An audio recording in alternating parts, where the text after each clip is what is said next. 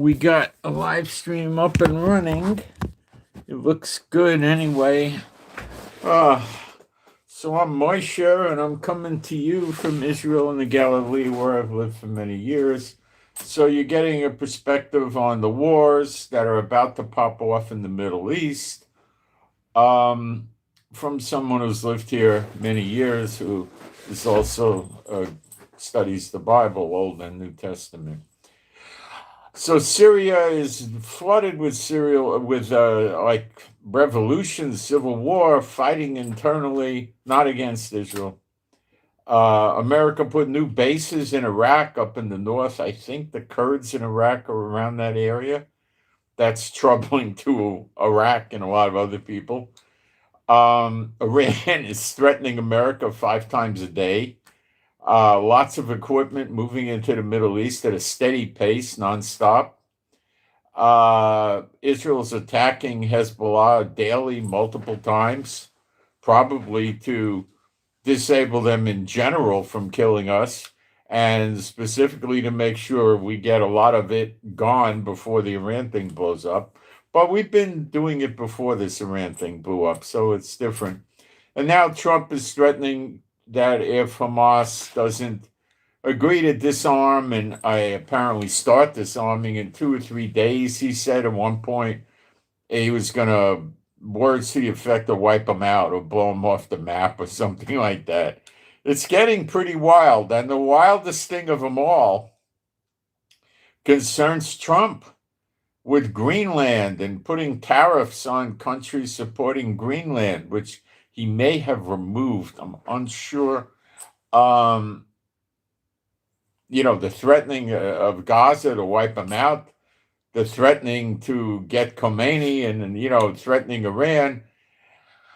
And Trump is actually forming a replacement for the United Nations called the Board of Peace. He used it, he shuffled it in for Gaza, but now it's going, he wants to push it viral and replace the UN with it.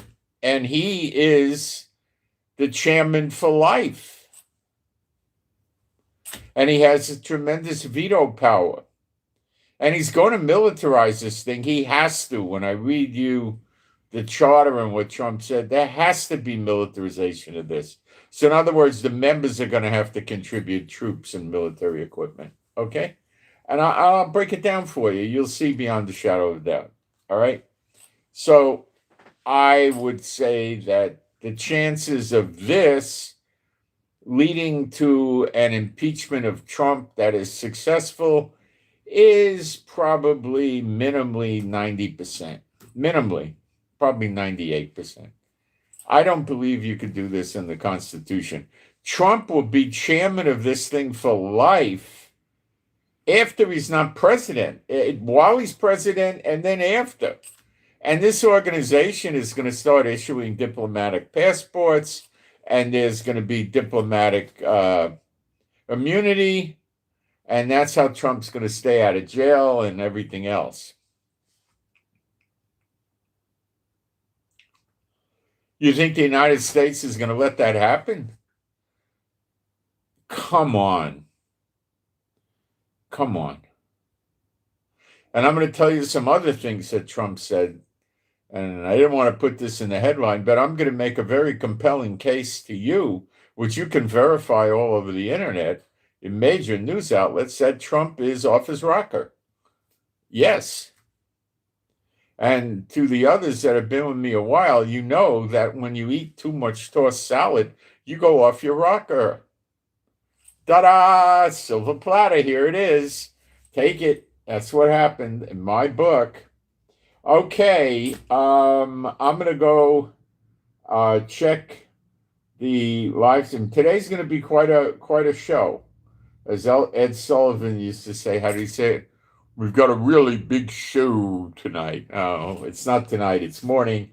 And we got a really, really very, very important live stream today. This is extremely important.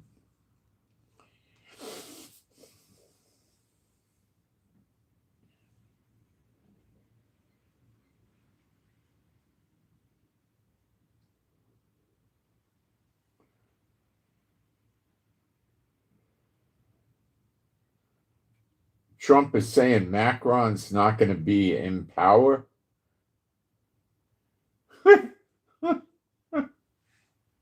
Okay, that's another one. Maybe he's right. I think Macron's a dumbbell, but he's resilient. I mean, the farmers went. I think this is before the Gaza war. They went by his office and they had manure, and they had a machine that would move it, and they had like a pipe that would put it in, and they filled his office. What's going on here? Hold on, something came up.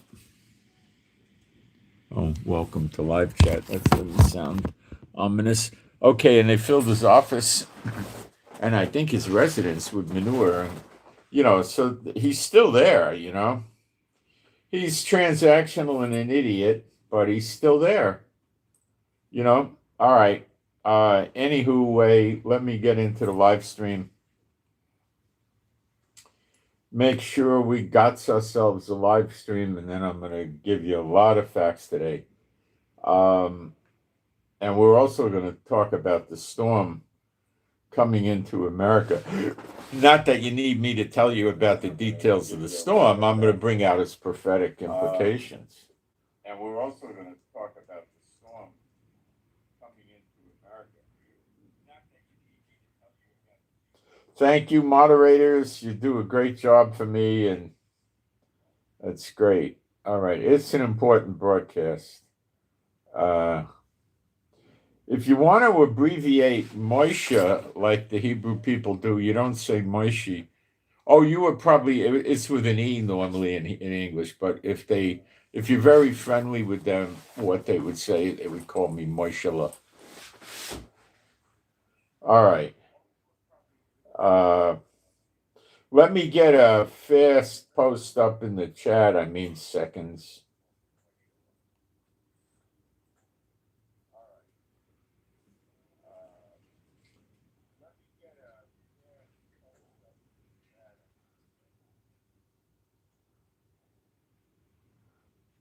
Looks like so far no typos.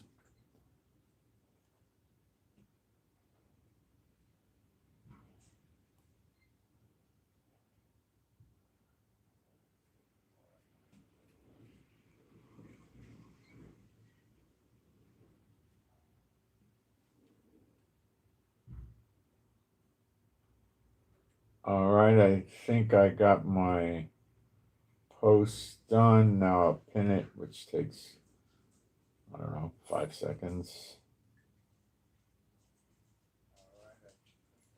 And we got people coming in. And let me close this. And I'm going to do some praise, being a Bible-believing site. There is no God like Jehovah. There is no God like Jehovah. There is no God like Jehovah. There is no God like Jehovah. There is no God like Jehovah. There is no God like Jehovah. There is no God like Jehovah. There is no Messiah like Yeshua. There is no Messiah like Yeshua. There is no Messiah like Yeshua. There is no Messiah like Yeshua. There is no Messiah like Yeshua. There is no Messiah like Yeshua. There is no Messiah like Yeshua. All right, let's talk. Where do we start? Boy. With Netanyahu, we could get that out of the way. Not much is going on with Netanyahu. He did get invited to and joined Trump's Board of Peace. Now, I don't know if Trump's going to give him any special privileges there or some special rank or something. I don't know. It's too soon to tell. Probably not. Naftali Bennett is gunning to take the job of prime minister away from Trump, legally, a vote of no confidence or the normal election, October 27th, towards the end of this year. So, we're hitting Lebanon heavily. Multiple times a day, we're giving them warning notices to get away from the buildings, and we're hitting them And I believe the target of these things is to take out the uh, military functionality of Hezbollah, which could mean communications, supplies, medical coordination, offices. Definitely a big one is weapons and houses that they live in and store weapons, all of this stuff. So it's happening multiple times a day. Not so much targeted assassinations anymore. It happens, but that's not the bulk of it. It could even happen every day, but the idea is to get them demilitarized by force. And as I told you, the Lebanese army never did it. And they never will, and they never would, and they didn't want to, and they're just shining us on. There probably are a small amount of politicians inside Lebanon that would like us or like their army to demilitarize it, but the army's 60% Shiite Muslim, and they're not going to go around. If Hezbollah said, yeah, take the weapons, we don't care, then they would take them. But the way it would stand now, they'd have to go into a shooting war with the other Muslims, and they just won't do that. The other problem is the Hezbollah would start blowing up their houses, killing their families, taking their wives and children captive and everything. It would be like a pig pen. Iran is still killing people. They're controlling the streets and they're still shooting people. It's still going on.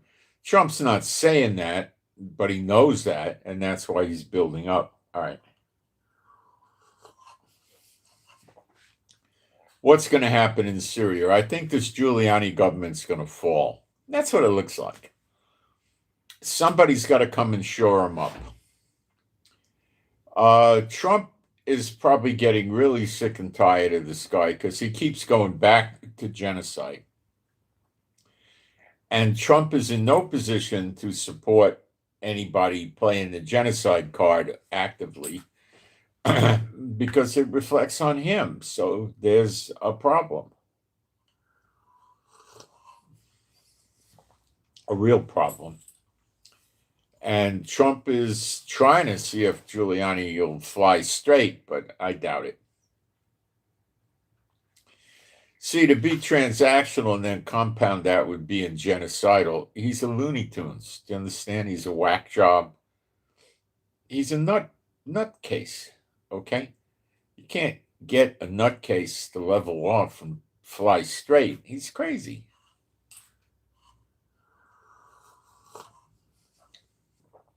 You can get him to have a meeting with Trump for 3 or 4 hours or even 8 hours and shine Trump on. That they can do, but that's about the limit. It's not 8 hours. It's usually 1 or 2 hours.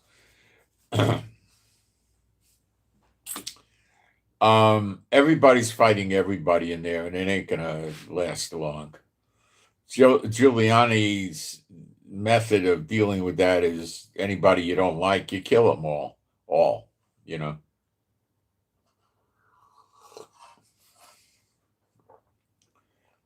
His forces are taking Kurd women captive. And what do you think they do to them when they got them captive? None of the women, or most of the women captives in the Gaza thing, never came back alive. They raped them to death. And that's what they're going to do to the Kurd women. Likely.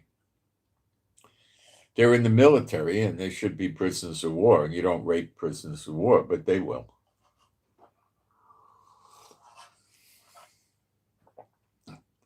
He's completely uncivilized piece of junk. Trump picked the wrong horse to bet on.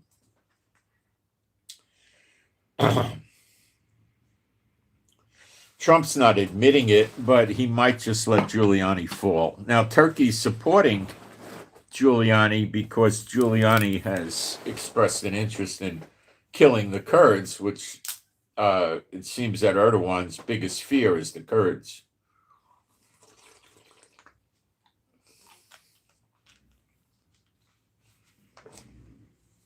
He's been bombing the Kurds in Syria and every other crazy thing. And that's just getting Trump more and more angry with Erdogan. That's all that's doing.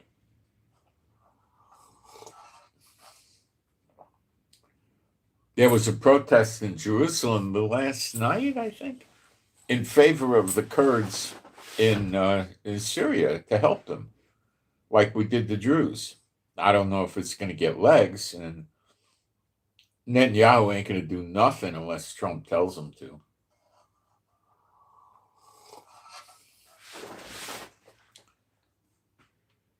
So that's Syria. And now Gaza's been put on notice. They're going to have to disarm. Now, what they could try doing is telling Trump, okay, we'll disarm. But Trump's a little bit more advanced than that. He's going to say, okay, fine, I'm going to send, then he'll send 15 or 25 special forces people, probably Green Berets or somebody like that, to watch and observe the disarmament. And it's just going to keep getting postponed and, put off, and Trump will eventually get angry, maybe.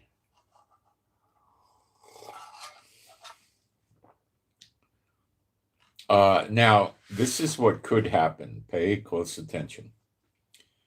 Trump wants to scare Iran. Trump himself is scared of Iran, believe me.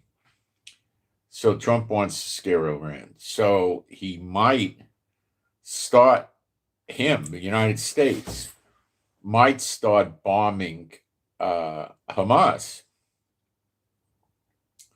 Why? Well, Hamas can't do anything to the United States. What are they going to do? Nothing.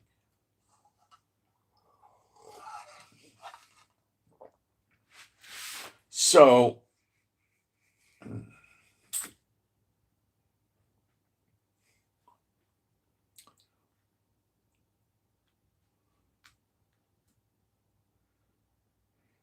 it is a good ploy to make Iran think that I'm coming for you, Iran, and I'm spitting, bullets, like, how do they say it? I drink napalm and spit bullets and, junk like that, right? Drink turpentine or gasoline. They got sayings like that,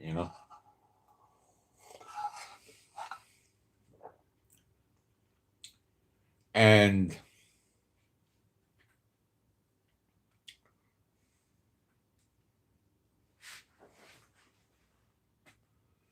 he might think he's going to scare Iran, but I can give you assurances on the highest level that I doubt it's going to scare Iran one iota. Why? Because the Iranians do not think the way Trump thinks they think. They're going to look at this and they're going to say, what a jerk. Hamas has nothing to defend itself with. They present no threat to the United States, nor even Israel at this point. So what is Trump trying to do to scare us? We're not getting scared by this. It's stupid, So they'll just watch them bomb Hamas, and if anything, it'll get them madder.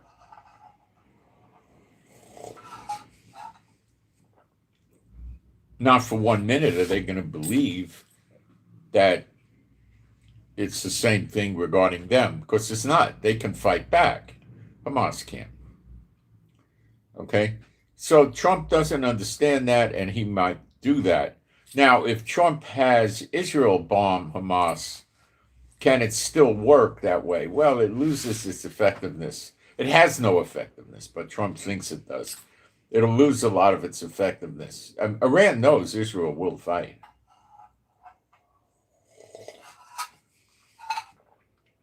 They don't know if the Iranians, they don't know if America will fight. They know Israel will fight. They're convinced of it, believe me.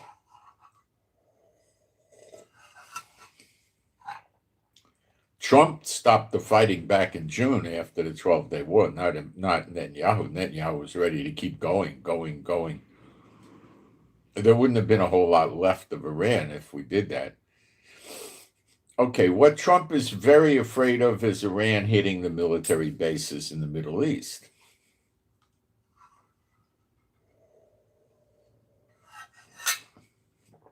He's also very afraid of the oil refining countries getting hit, their refineries and their ports and piers where they ship the oil. He's not very worried about a bunch of Jews in Israel getting blown up. No sign of that.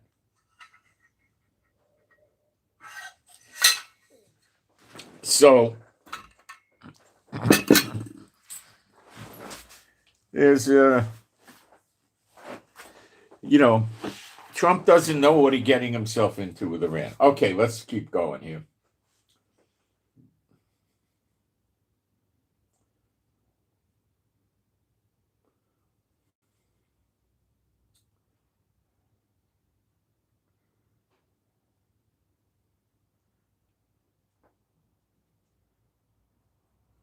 Okay, let me move on here.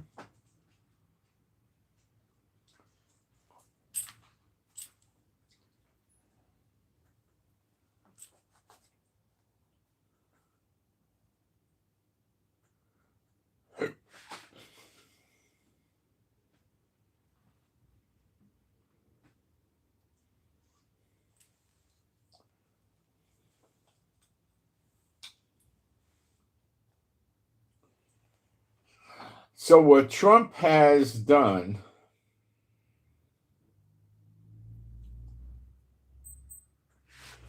to make me think he snapped his brain is he publicly said that America gave Israel the Iron Dome as a gift. And he says he's been telling Netanyahu to stop saying he did it. Now, the Iron Dome was invented by Rafael, a Israeli weapons and defense company. It was never made by America. Okay? I think that was thunder or something.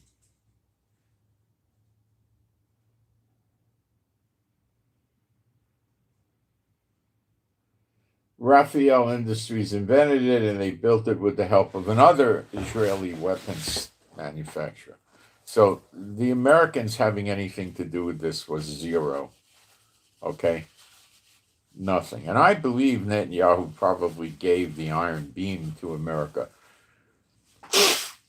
I doubt it was the other way around because it took so much testing. I doubt it was, or America might have their own. I don't know.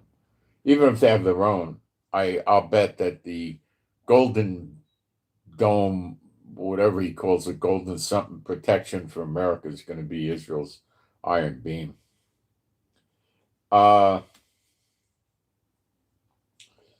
That's a sign of a snap in the head. Okay, a bad one. It's not dementia. This is different. This is whack job land.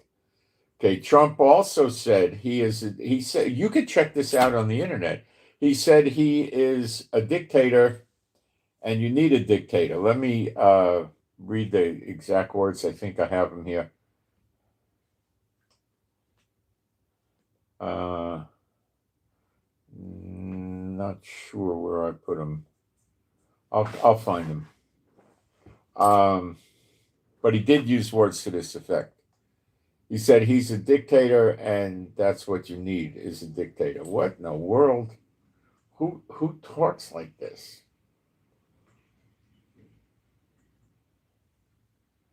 The more or less patriarch prepper sites are kind of smiling at this. They're afraid to come out and talk about it the way I am, but he's gone.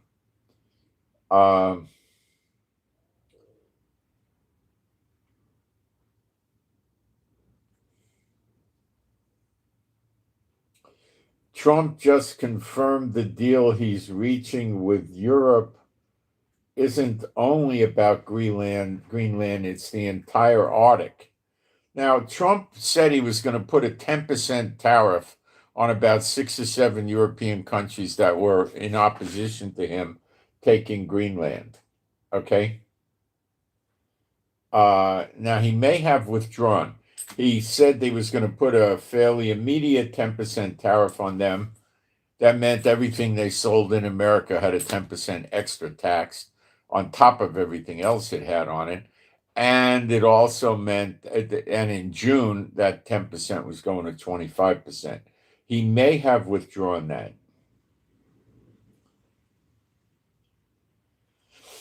I'm unsure. I'm not sure if he withdrew that yet. I think he did. Okay, I think he withdrew it. Okay, well, let's check. That's not going to be hard to do.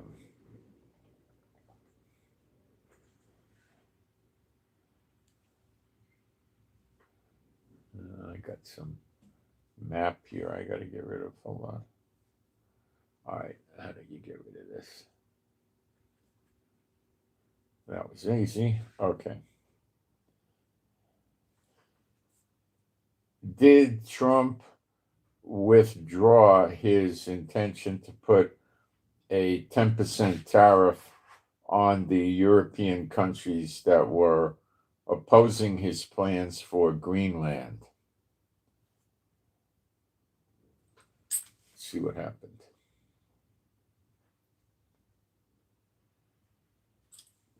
Yes, he did stop it.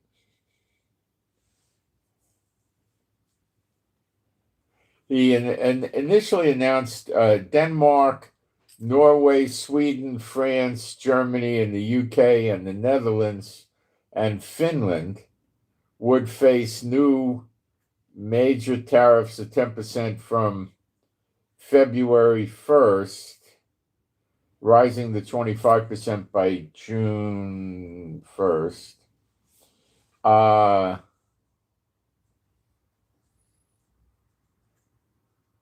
Trump announced that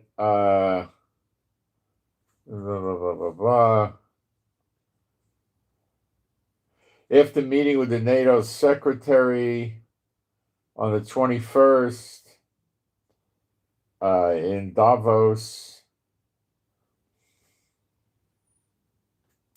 they agreed on a framework for a future agreement on Greenland and the Arctic region. Based on that understanding, he said he would not impose the tariffs that were scheduled to begin in February. Well, so he did stop it, but this Greenland thing is so out of the norm. I mean, it's really out there. Now he's saying he was threatening military action to get Greenland. Now he's saying no. He's not gonna do it military. Then you hear about him buying it, and I don't know what. Can Trump buy Greenland without permission from Congress? I don't know. I doubt it, but I don't know. He may try it, though. Do I think he could do it? My thinking is no.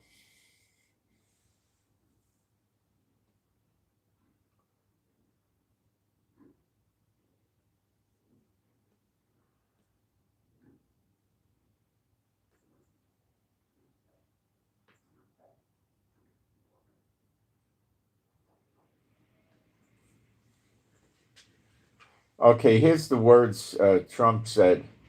At the World Economic Forum in Davos, Trump said something along the lines of, usually they say he's a horrible dictator type person. I'm a dictator, but sometimes you need a dictator when talking about leadership and criticism or something like that.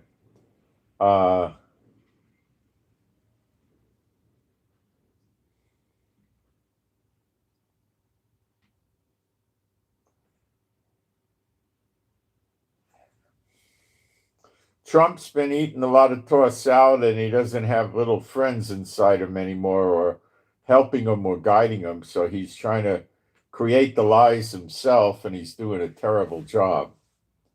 So this is the case. I tell you a lot of times when you start doing SW on these people, they start going to the booze, the Prozac, the Zoloft, and all that kind of stuff.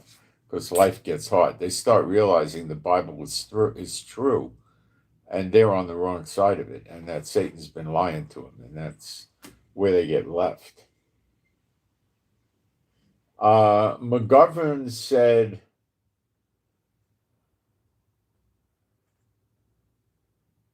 a lot of weird stuff. He said that he thinks it's time to take the keys away from Grandpa. He doesn't seem like he's all there. That's speaking of Trump.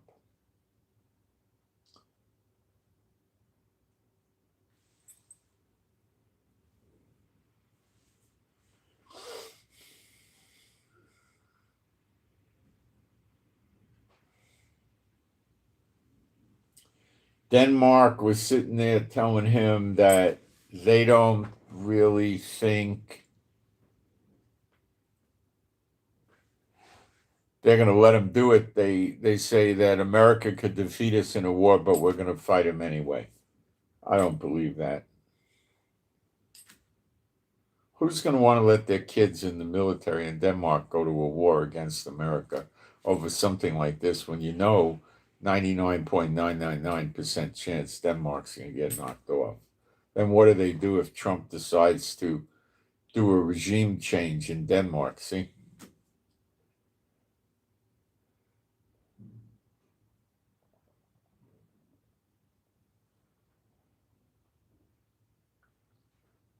Israel jacked up their alert level again yesterday, last night, something like that.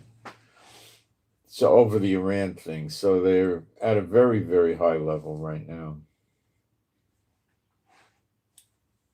Oh, they're not telling us to go in shelters or anything like that, but they're very alert. A lot of aircraft activity in the skies over where I live.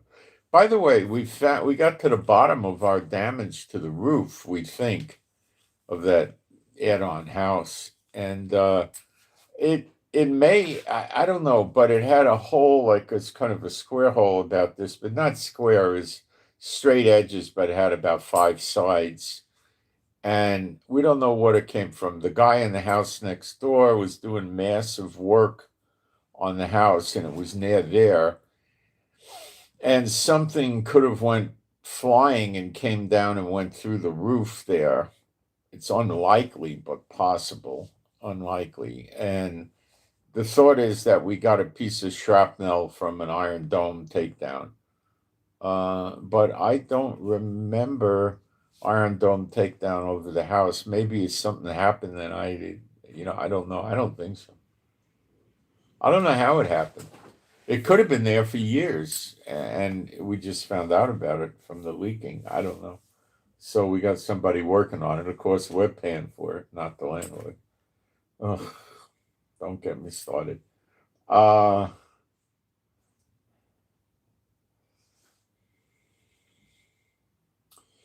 Iran's not talking heavily about attacking Israel anymore.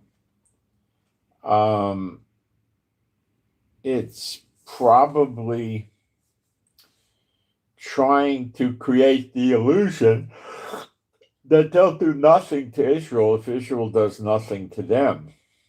And it could be the case, I don't know.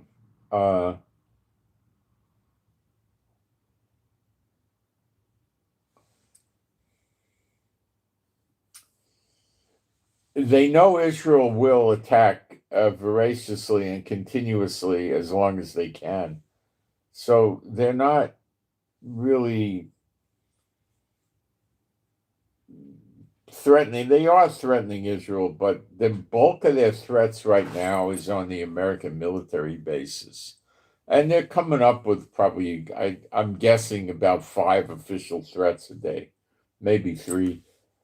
They're scared. You see, what it boils down to is they're going to be destroyed. I'll go through the war and the weapons coming over here, and you'll see they're going to be destroyed. And that's prophetic in Jeremiah 49. It's Elam that we're looking at. So will Iraq, likely parts of Syria. They'll be destroyed. And Iran thinks it'll get a chance to cause a lot of damage before it gets destroyed. And it could be the case, but not necessarily Israel.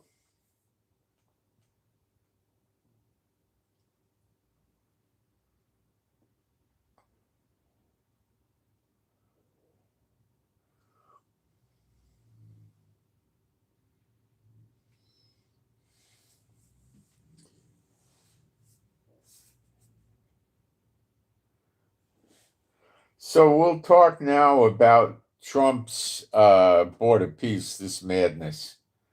This is definitely going to be unconstitutional. The board was initially brought up as a way to run Gaza. Okay. Trump expanded it as a way to replace the UN.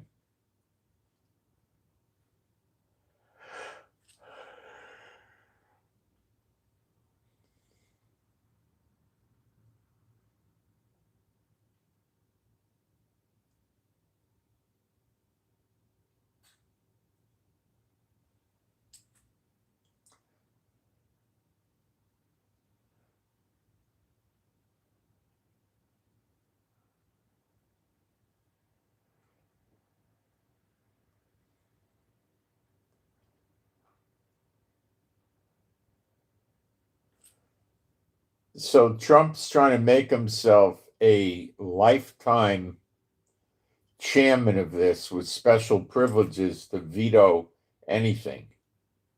And I think he could stop things from even coming up for a vote.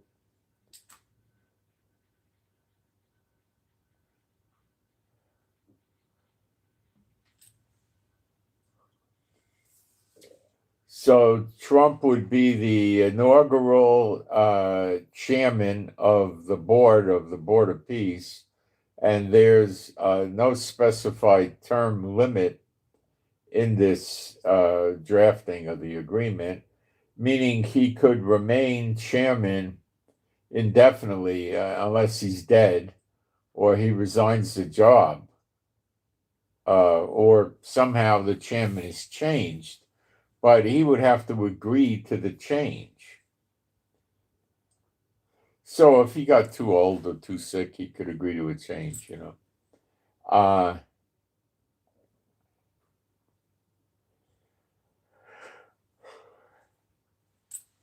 He himself would have the veto power over any decisions. So Trump wants to set up a United Nations type operation that he's in control of, and only he can veto anything it does. So that makes Trump Julius Caesar of the world or something,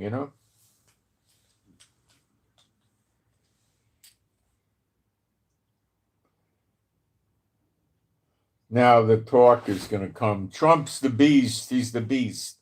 Oh, yeah, sure. He came up out of the pit, right? Where he was thrown, hidden in the pit, and he came up out of the pit. Yeah, he's the beast. Sure, sure. Come on.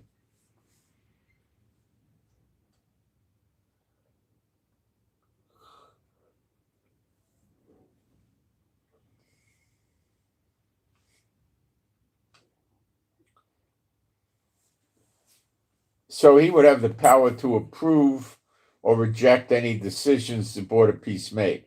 So whatever they did would have to go through Trump to get a yay or a nay.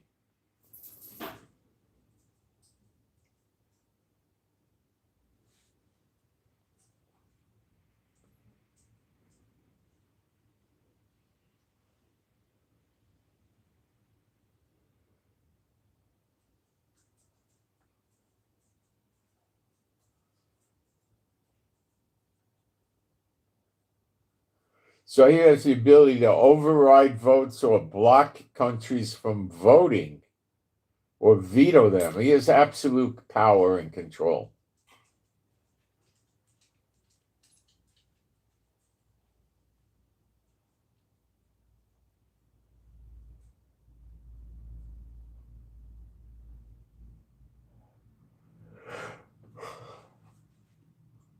This is unlike the UN Security Council, where 5 permanent members can veto things, which would be UK, US, China, Russia, and I don't know who the other one is. India, maybe? I don't know. Um,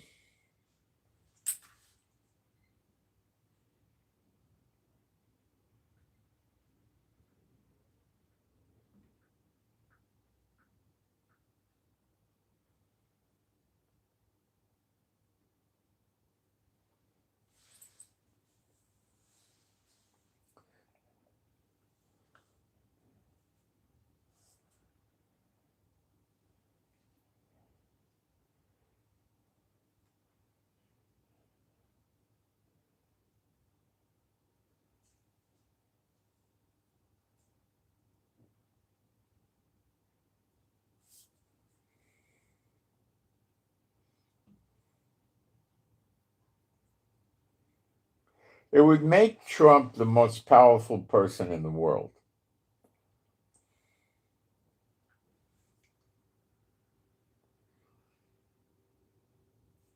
It hasn't been finalized, but it probably will be.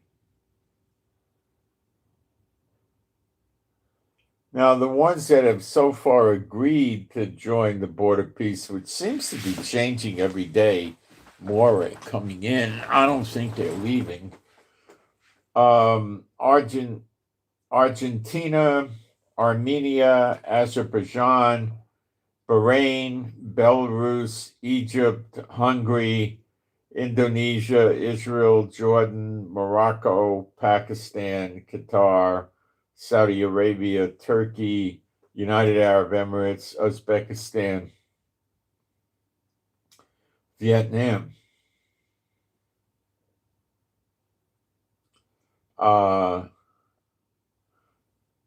Some lists also include Kosovo and Paraguay, so they might be in. It's still very early and very moving around, so you don't know. Canada have said they're going to join, but I don't think they did yet. Um,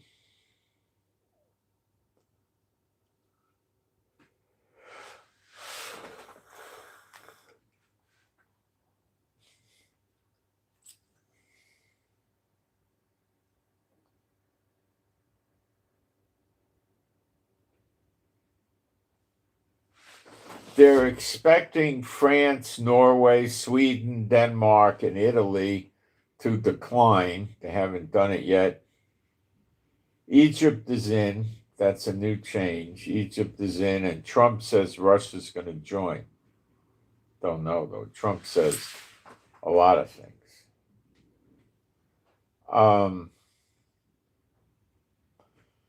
Trump said this organization will not have its own army. Okay, I'll work that out for you. Wait.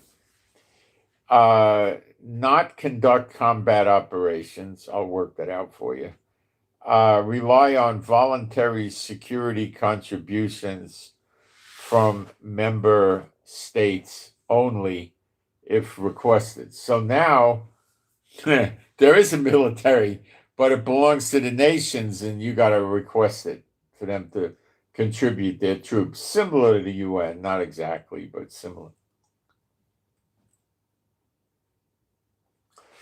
He says the focus is going to be on ceasefires, reconstruction, and guarantees, not warfare. Well, yeah, that could be easily sold. He has used phrases like security backstopping, guarantees by nations,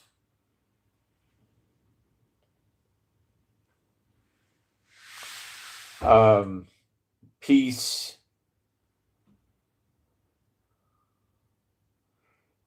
enforcement, if all sides agree. And he says it never will be a standing army, compulsory troop deployments,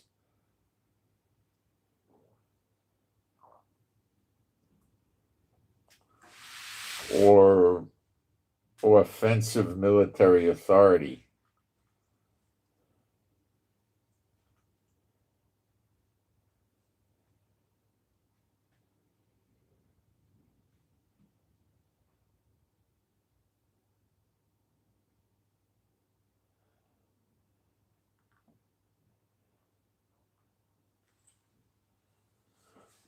Um,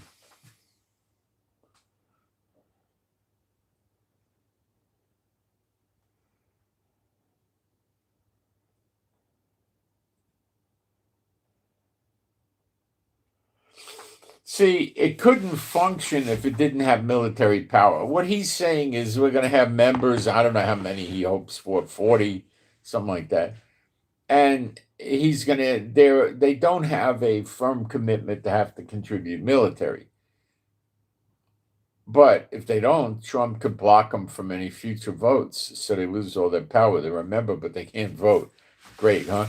So he gets them to contribute their military, which he guides and directs, and they take action. So if you were going to go in Gaza, you'd have to put military in there to disarm Gaza, the Hamas.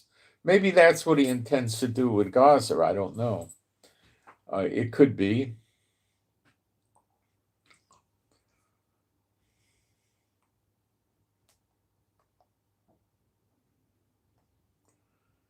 So yeah, there's definitely a military component, but he's not going to raise a standing army. He probably won't. He doesn't need to. A standing army is expensive and it's a pain in the neck. And what does he need it for? You just raise it when you need it. So you want to be in it, you want to be in good standing, you're going to have to contribute military equipment and soldiers. For short term, it's not going to be long term, I don't think. This is how Trump sees it developing, anyway.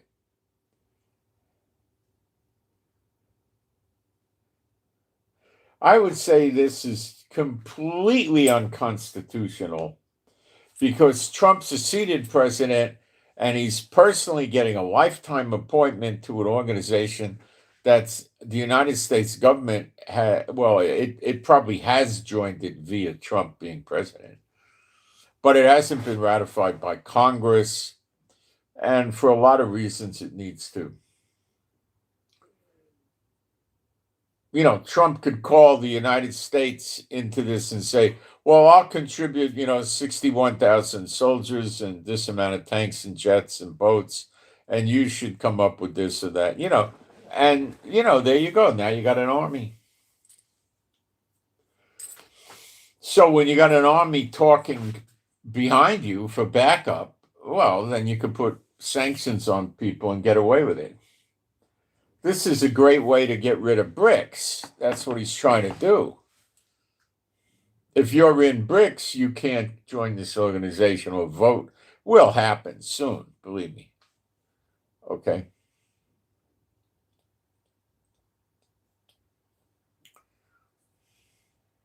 Not yet, but it'll happen. All right.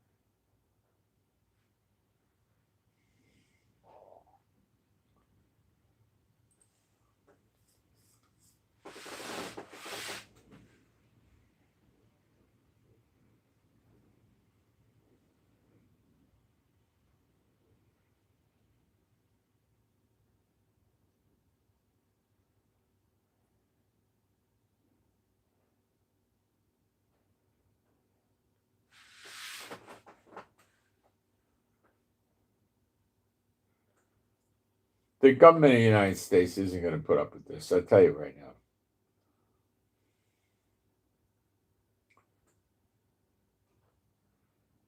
When Trump leaves office,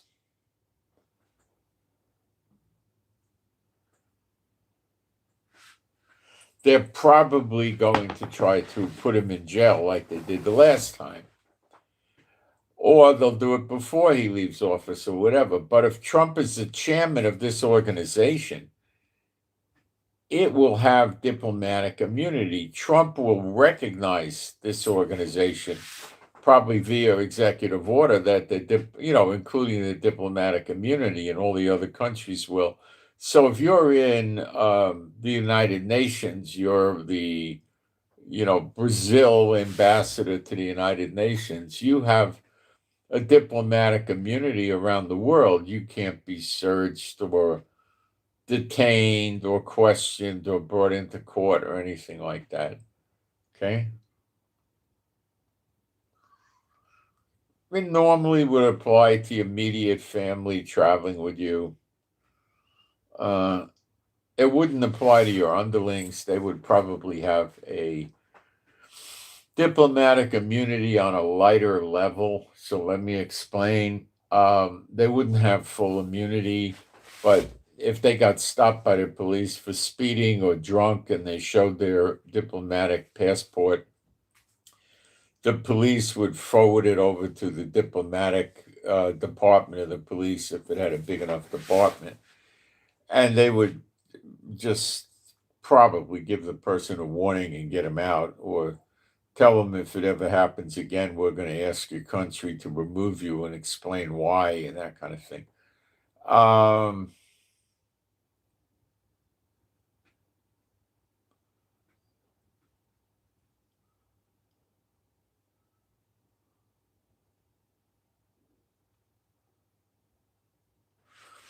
So Trump has a lifetime diplomatic immunity. He's can't be put in jail. He can't be called into court, unless they take this away from him. I don't know if they will.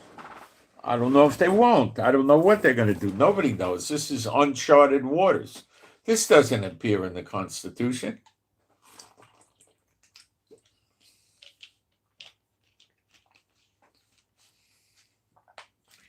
But he would be controlling other people's armies without the permission of Congress, and that would be, I'm pretty sure, a constitutional violation. Now, if he is no longer president and he goes in as a civilian and joins this organization, I think he'd be okay. Well, they certainly couldn't impeach him because impeachment only applies to a government official like the president. So that can't impeach him. Could they criminally get him for something? I don't know. Maybe sedition or something. I don't know.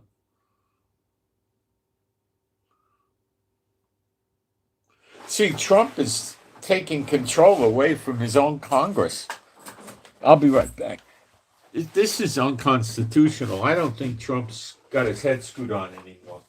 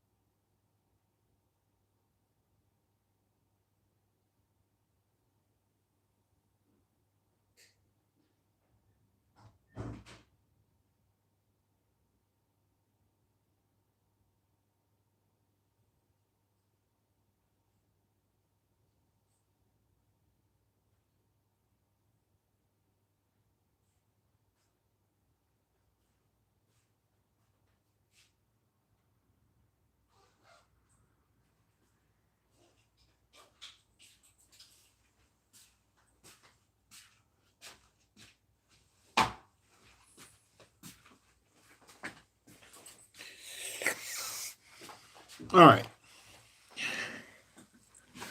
So I'm rather certain they're going to impeach Trump or attempt it. Now,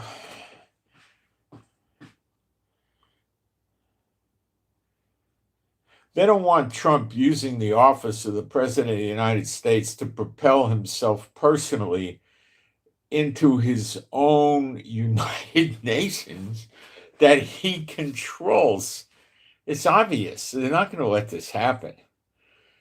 If Trump, when he was building buildings and stuff like that and gambling casinos, wanted to go out and start an organization like this, they'd probably arrest him. They'll do the same thing today, except you're going to have to impeach him before they arrest him. Congress impeaches. The House files articles of impeachment, and if they get enough votes, then he's impeached, and then the Senate tries him. And the Supreme Court top justice supervises the proceedings to make sure they're constitutional. Now, normally this would take months. But since I believe that the opposition to this is going to be very minimal, I think they can do it in days.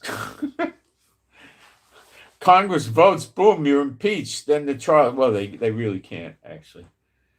Because the Supreme Court justice, the head justice, would say that Trump has to have a sufficient amount of time to form a defense and call witnesses and get counsel. Now, it would take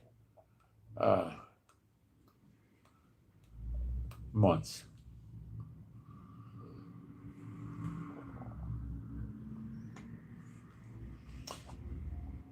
So there's no stopping the Iran war over this, I don't think. The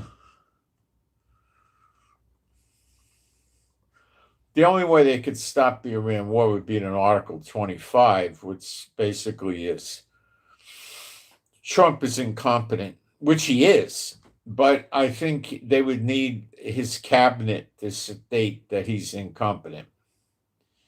And I know Vance, for one, would say he's not incompetent, and probably others wouldn't. So, they could go for the impeachment. What are we at now? The end of January? Oh, I think you're looking at Easter before the impeachment proceeding starts in the Senate. Probably Easter or May. Pay a while. No, I don't think they can get him impeached that quick. Article 25, they can.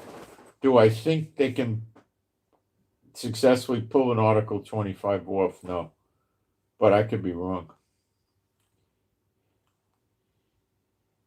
8 prominent Muslim countries jointly announced their decision to join Trump's Board of Peace. And that's Saudi, enemy of Israel; Turkey, enemy of Israel; Egypt, enemy of Israel; Jordan, half enemy of Israel to turn into a full enemy; Indonesia, half enemy; Pakistan, 75% enemy; Qatar, 75% enemy; and the UAE, 50% enemy. Netanyahu joined, and he's an enemy of the God of Israel. So he started it based on Gaza, very clever. Nobody got terribly upset about this. He's trying to start something over there in Gaza. It could be a good idea. Let's see what happens. It may work, it may not work. Who cares? It's just Gaza. But now, he may have figured this out on the fly. He may not have figured it out at onset. He could have just evolved into this position. He's not communicating with his little friends, the ones you don't see. He's not communicating with them now. So he's working it out on his own. See, when you deliver, and I'm talking very cryptically here, when you deliver the tossed salad, they don't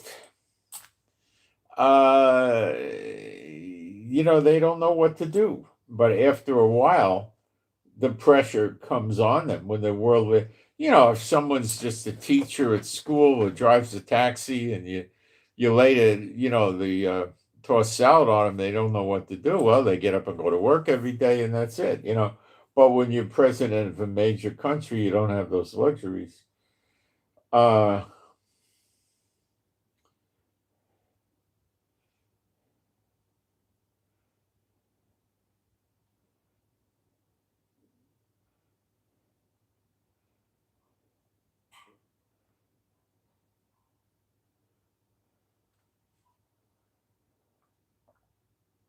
some countries said they'll join in principle, but they're not going to really join. Some don't know. They haven't decided.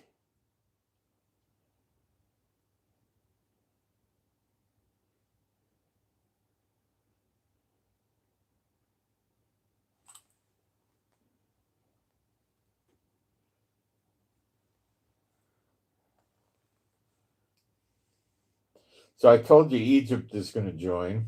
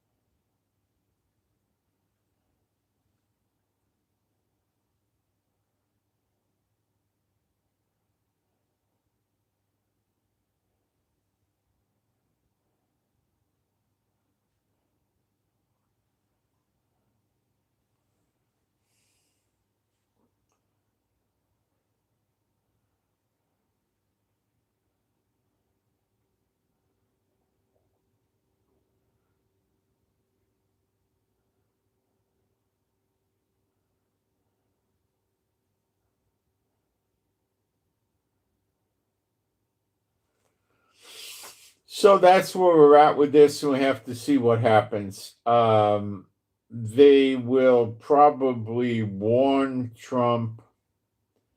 Um, I don't think they're just going to tell him, they'll impeach him. He'll start getting a letter signed by lots of congressmen. And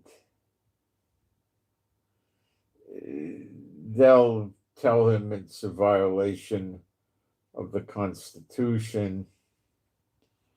He'll debate that, but they don't care. I don't know if this has started, but if it hasn't, it's probably soon going to start. They're not going to let Trump do this. He's not anybody they consider, wanting to continue in power internationally after he's president. Maybe they would let Henry Kissinger or somebody like that who they trusted to be a real devout Satan-bought piece of garbage to do something like this, but not Trump.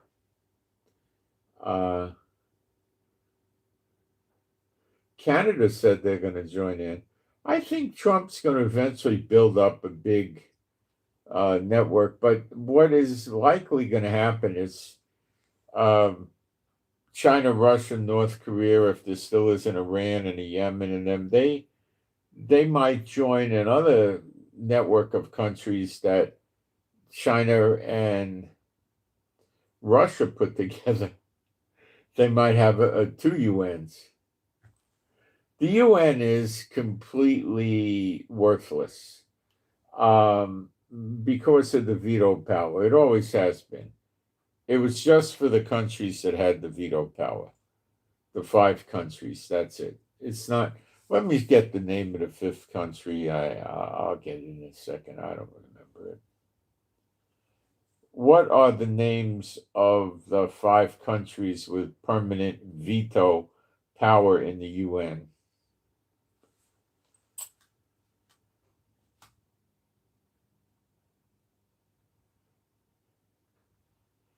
The US, the United Kingdom, France, Russia, and China. It was France, I think I left out. Okay. So those guys run the UN, and nothing can happen unless all 5 of these characters say they want it to happen. And that is, a rare occurrence. Um, so it's basically become a useless organization.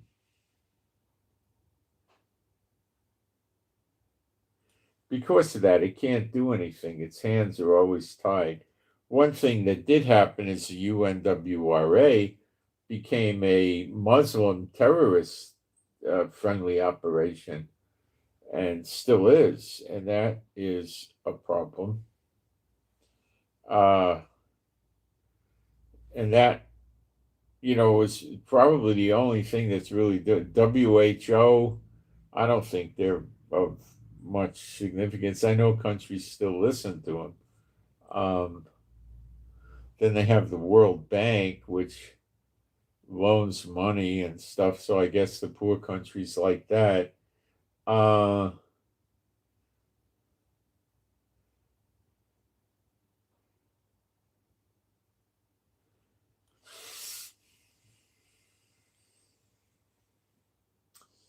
so the UN is worthless. It can't take action because there's always somebody out there vetoing it. So what Trump is trying to do is set up something that could take action. And the reason it could take action is he's the only one with veto power. So if he doesn't want to see something happen, he can bring it to pass. But if the others, you know, want to do something that he doesn't want, he could stop it. So this type of thing, if it ever does get off the ground, could lead to a lot of people just resigning out of it out of differences with Trump. Um,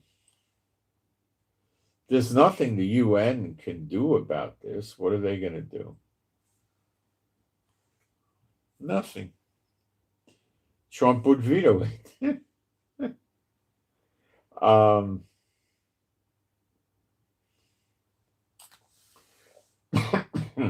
all right, let's back to the war. The Abraham Lincoln aircraft carrier, one roughly 24 hours, 27 hours, or something like that ago, was in the Indian Ocean, which is close to Iran already. So you have the Persian Gulf, the Straits of Hormuz. It opens up to the Sea of Oman, and then it goes to the Indian Ocean. Now, that would be the western part of the Indian Ocean, and the ship's probably in the eastern or middle. So, sometime on the weekend, the Abraham Lincoln will be in theater. Now, technically speaking, it's maybe at this minute right now, it's in theater because it could be traveling 30 hours by now or something like that. It might be actually in theater, meaning it could launch aircraft and they could, with or without refueler, reach Iran or something like that. I don't know. Okay. It does have 3 destroyers with it. That's all. 3 escort vessels, probably submarines they're not talking about. And each of these ships can hold 96 missiles. So there's usually, I don't know, what is it, 8 or 16 missile tubes on a boat? I think 16. Uh, so they can reload several times. So between the 3 of them, they have almost 300 missiles. And the boat is probably running with 70 to 90 aircraft. Someplace like that. You understand? All right.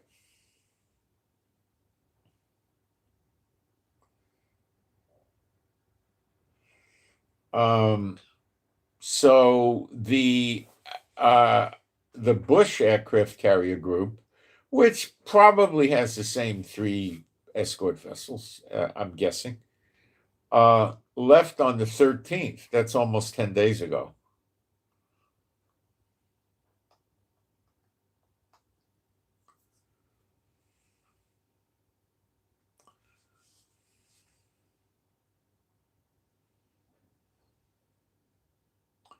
Okay.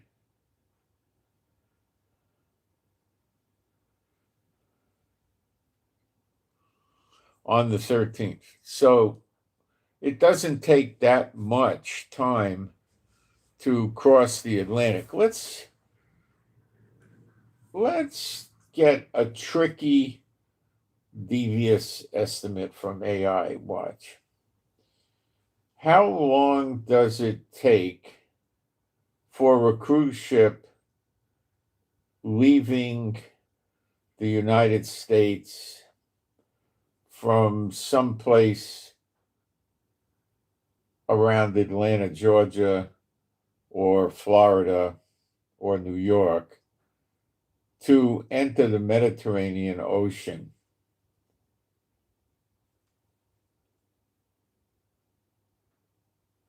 It's the Mediterranean Sea, but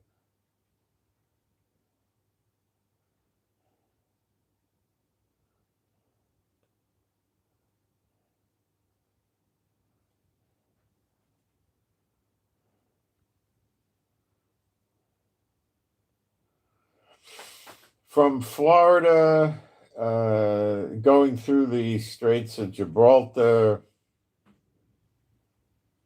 traveling at 18 to 22 knots. It usually goes faster, 9 to 11 days. So it should be, okay, that's leaving from Florida. Let's check from New York. It drops down 7 to 9 days. Okay, so Miami's too south. North Carolina is where the ship left from, so it's closer to the New York time frame.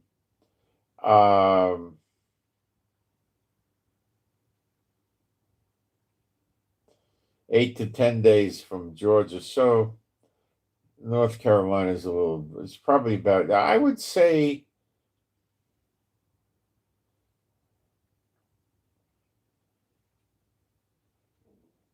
it should be inside the Mediterranean Sea because it goes faster. Let's get this straight. Okay. What is the typical cruising speed of a modern United States aircraft carrier across oceans?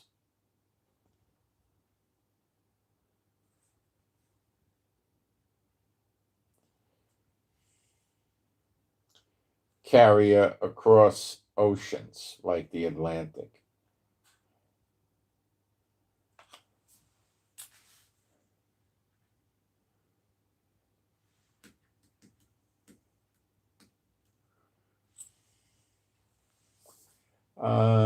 Aircraft carriers, normal speed 20 to 25 knots, 23 to 29 miles per hour. Sustained high-speed transit can go up to 30 knots when needed.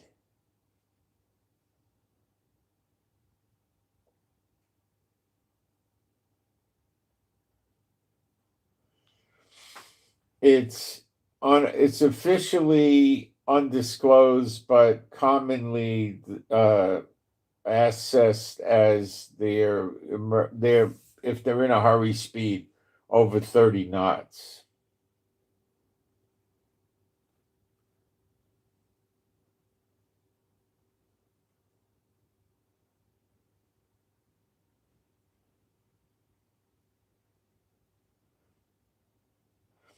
So they're usually running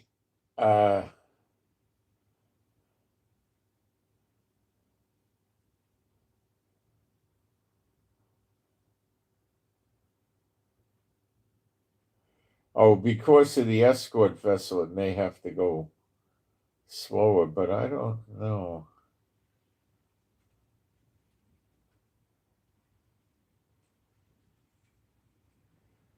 The east coast to the Strait of Gibraltar, that's how you enter the Mediterranean, is 6 to 8 days typically for an aircraft carrier. That's about right, I would say. So it should have hit a couple of days ago. It should be in the Mediterranean if it's coming here. But we can't get any reports as to where this is. So haven't people seen the boat? Yeah, I guess so. You can't hide it.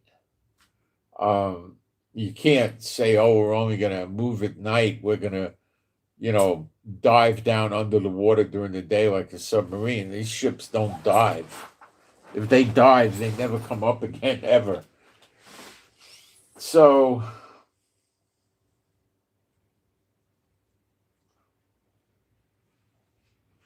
if it's in a hurry, it could go, well, let's see, how much is 30 knots?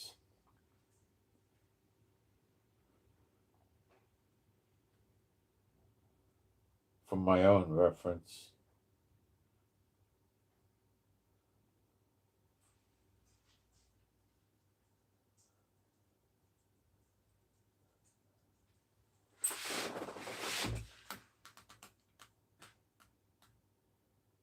Goes about 35 miles an hour.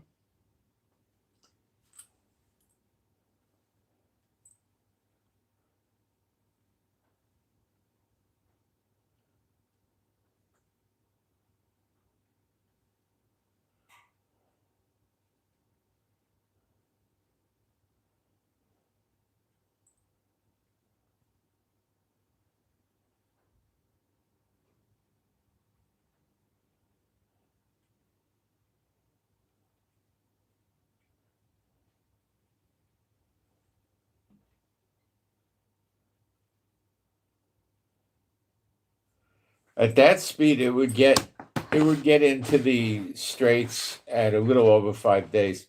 So say 6 days is pretty realistic. So it's in the Mediterranean, I would say, if it truly is coming to the Middle East. They're not talking about where this aircraft carrier group is. If it was up there by England, protecting England, let's say, we'd hear about it. If it was out there by Cyprus, we'd hear about it too, except it may not have hit Cyprus yet. It may take another day or two to hit Cyprus or come close in the Mediterranean near Israel. So the way I'm looking at it is both of these aircraft carriers should be in position by about Sunday, Monday at the latest, even Saturday.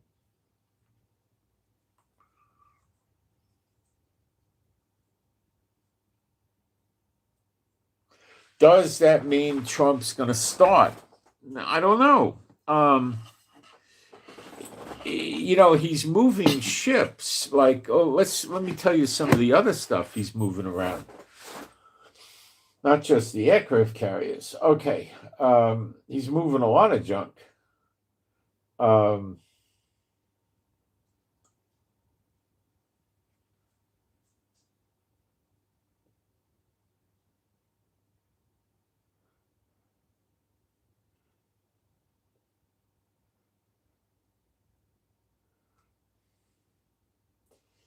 So far, we know that 12 to 15 refueling tanker planes just came to the Middle East. That would be as of last night.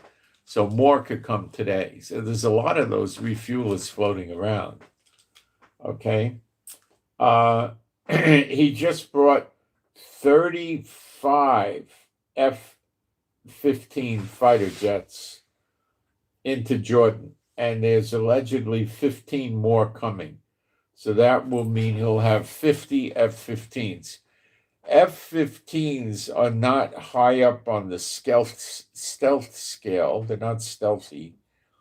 They could be maybe a little bit, but they're not for stealth. They're for carrying heavy weapon loads. Okay, as in bombs and missiles. They're very good for that. UK fighter jets are now in Bahrain. So we've got American planes in Qatar, which is right near Bahrain, and also in Bahrain.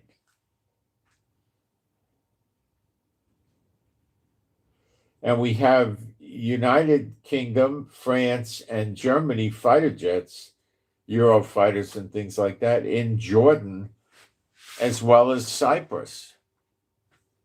So Jordan is becoming a hub. So has Bahrain and Qatar. So Qatar must have backed off their position with Iran.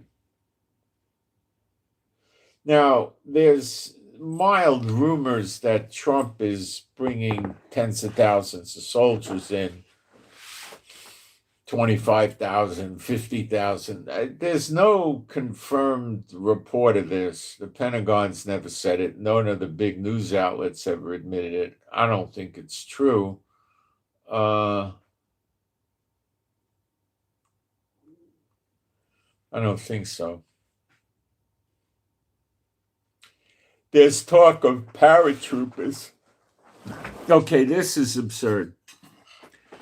How are you going to parachute into Tehran? They're talking about parachuting into Tehran and capturing Khomeini and getting him out of there.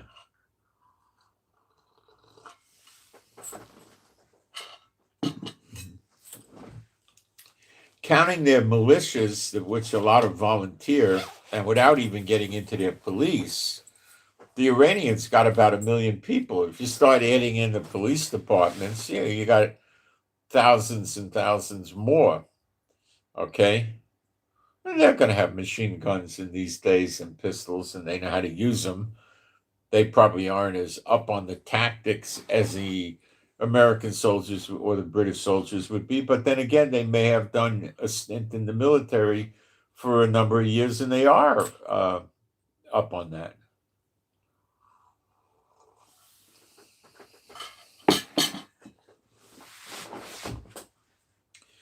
Well, let me show you the absurdity of this. It's very brief. So you can't drop parachutists like a glide bomb 40, 50 miles from the target and have them pull the strings and navigate themselves onto the target. That's a little bit idiotic, okay? And you got to pay attention to winds and rain and all sorts of other stuff. Now, will the Iranians shoot parachutists down with everything they got at their disposal? Yeah, I believe they have old anti-aircraft systems with guns that shoot bullets, and they would probably have the ability to do flak shots. So they would shred most of the parachutists. They'd get their parachutes in them on the way down, and then they would also machine gun them with soldiers just sitting there, go blah, clip after clip after clip. And you're going to kill a lot of them. And, they really can't shoot you while they're drifting down in a parachute. That's rather extraordinary. Then when they hit the ground, they need, 4, 5, 6, 7 seconds to get their gun deployed and start firing. In the meantime, they're hooked up to a parachute that might be dragging them around on the ground from the wind. So, they're very vulnerable when they hit the ground for a number of seconds, so they can get mowed down that way. Then the paratroop battalion tries to regroup. However many survive, which would probably be a third or a fourth, they're going to have to regroup. They got to figure out where they are and where they're going to regroup, and they're way, way, way down in their numbers. And they're going to be confronting tanks, armored Humvee type things, helicopters, shooting guns at them, everything, technicals, which is a pickup truck with a heavy machine gun mounted in the back. And they're going to get mowed down that way. What are they going to do?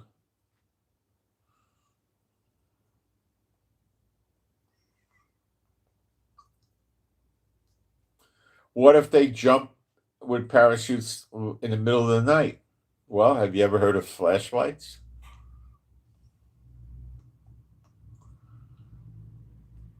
Have you ever seen World War II footage where they have very powerful spotlights and they aim them up in the sky in the parachutes and they're shooting everything they can at them? Many of these parachutists are going to come down dead.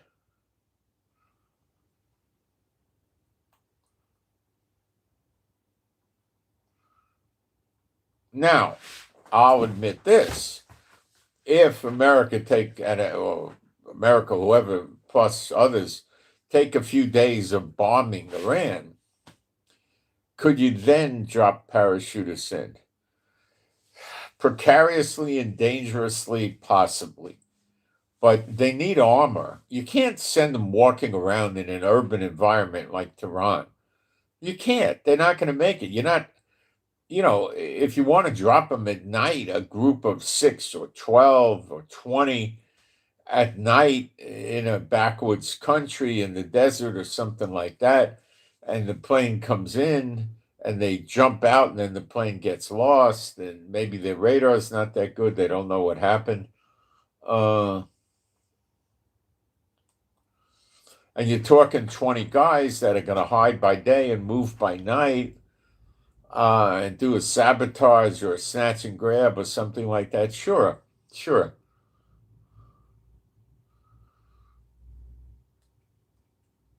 But they're not going into a heavily fortified city with a massive army.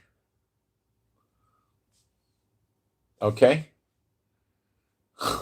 They don't do that. Most of these parachutists train to parachute, but they very rarely get deployed in combat because it's very dangerous. A fighter jet can come by if you've got thousands of people jumping out of planes, and then they could just fly around strafing easily.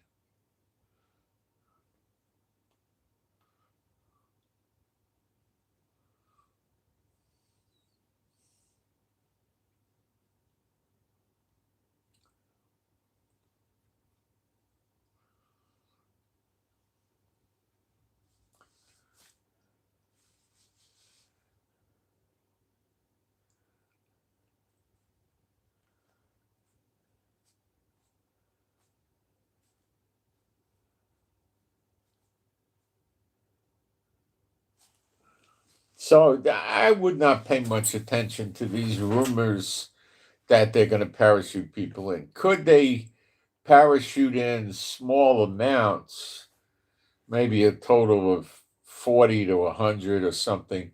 Special forces somehow parachute them somewhere, not in Tehran, but 102 miles away or something like that, where others working for or with the Americans could pick them up in vehicles, put them in plain clothes and bring them into Tehran, and they could try to run an op over there or something like that. Yeah, but it's not, I don't see it. Too many, it's not Venezuela. This place is 20 times more fortified than Venezuela. Ah, I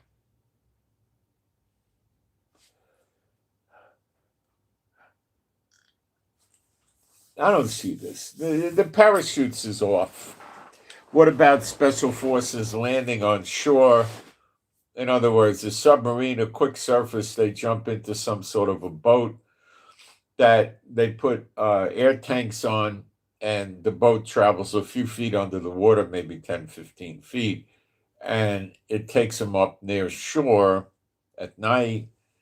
You just put GPS in there or something like that, and compasses, whatever. Then the special forces guys disembark the boat maybe a mile offshore, or even a half a mile, and they use the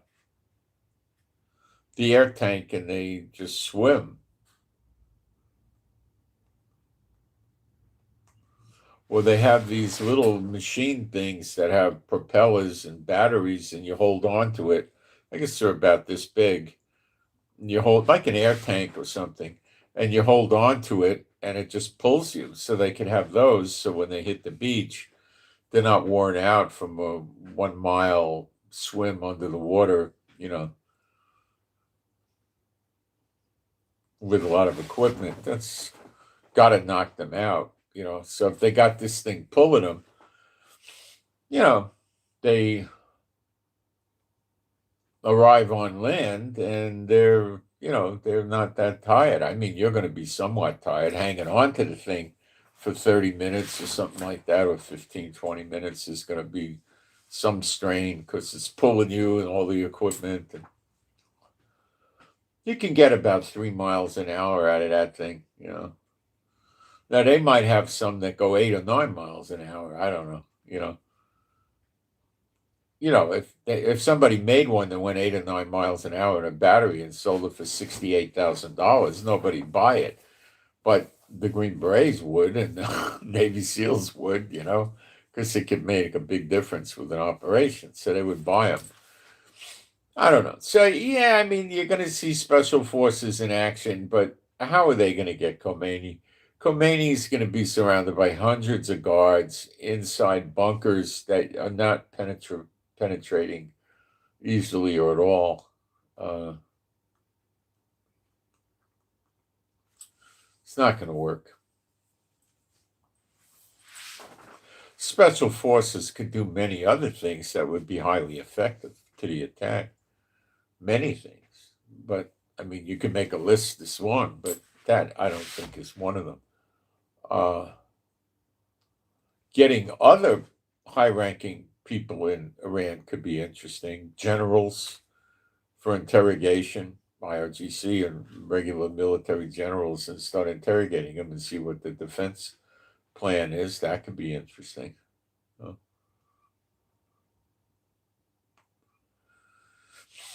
Yeah, it's an interesting situation. Let's not kid ourselves. It is.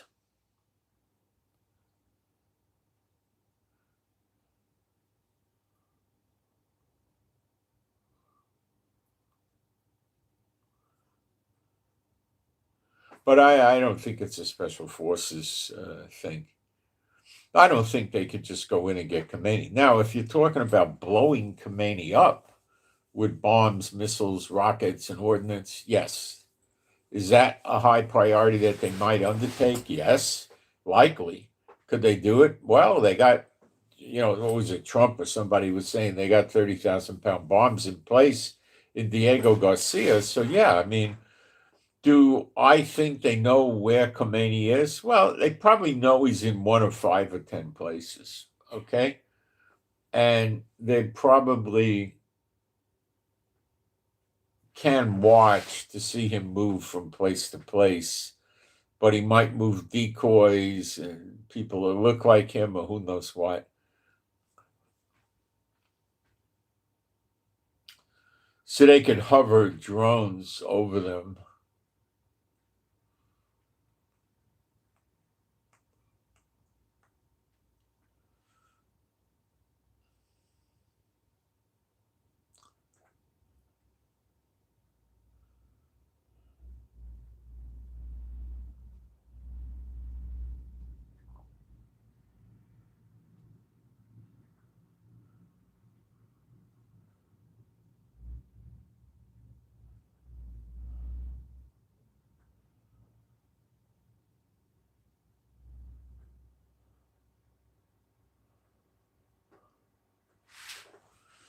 Okay, let's see. So we're still back to the same thing. Knock out the radar, knock out the air defenses, then start bombing. That's it. I mean, it's the same old. It doesn't change.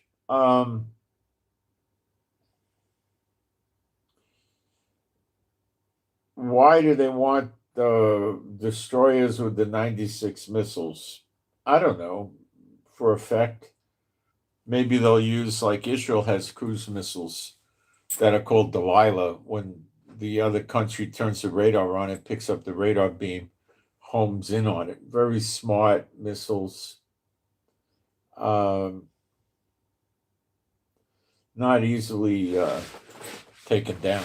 So they could use those to take the radar down, maybe. I don't know what they're going to do. B-52s are here. I haven't heard of B-2s, but they could very well be at Diego Garcia, so that could happen. All right, in the southern central states, like you're going to get Texas and Arkansas and the Carolinas, you're going to have an ice storm coming any day now, and it's expected to bring in 3 inches of ice. Now, I don't recall being in an ice storm. I recall being in hail storms, little pieces of hail a few times in my life, not much. And I remember slush from New York, but slush is created like this. The snow lands and builds up, and then it melts. So the temperature goes to 34, 35 degrees, 38, and it starts melting, but it doesn't melt and evaporate because it's very cold. So a lot of it melts and it's wet, and like you got puddly things going on. And then at night it gets below 32, but not that much, but enough. And the water turns to ice or slush. It turns to ice, and then the next day it's slush. Slush is watery, soft ice, like when you eat one of those cups of ices, like it's ice in a paper cup flavored like pina colada or banana or raspberry or something like that, and you eat it with a spoon. Nice in the summer if you don't mind the sugar. It keeps you cool. If you mind the sugar, you can just use regular fruit juice, which isn't as bad, and freeze that with ice. But anyway, slush is one thing. That's not hard. This is solid ice. So they're talking about 3 inches. So you're talking about this much ice, about maybe even this much, something like that. That's a lot of ice. 3 inches thick. So you got to be aware of a few things. This could conceivably freeze over your door and keep you in your house. Do I think that's likely? Not if the power's on, because the power will keep your house somewhat warm, and you're not going to have ice even on the outside of your house. You're going to just have water, if anything, okay? So I don't think you'll have ice. But if your power's out, which is a high probability with a storm like this, then you could get iced in your house. How could you stop that? Well, you could take plastic sheets, durable plastic, not the little stuff you get from the dry cleaner over your clothes, no, I mean durable plastic sheets. And you take your door and cover the plastic all around your door, especially over the crack between the door and the house, for sure. Give that a few inch coverage. And then how do you keep it on? That's a good question. If you put duct tape on it, it's going to fail. It's going to fall off. It'll freeze. You got to take little thumbtacks or something. Thumbtacks might pull out little nails and nail it in if you can. I don't know how. Then when you get up in the morning or you want to go out, you probably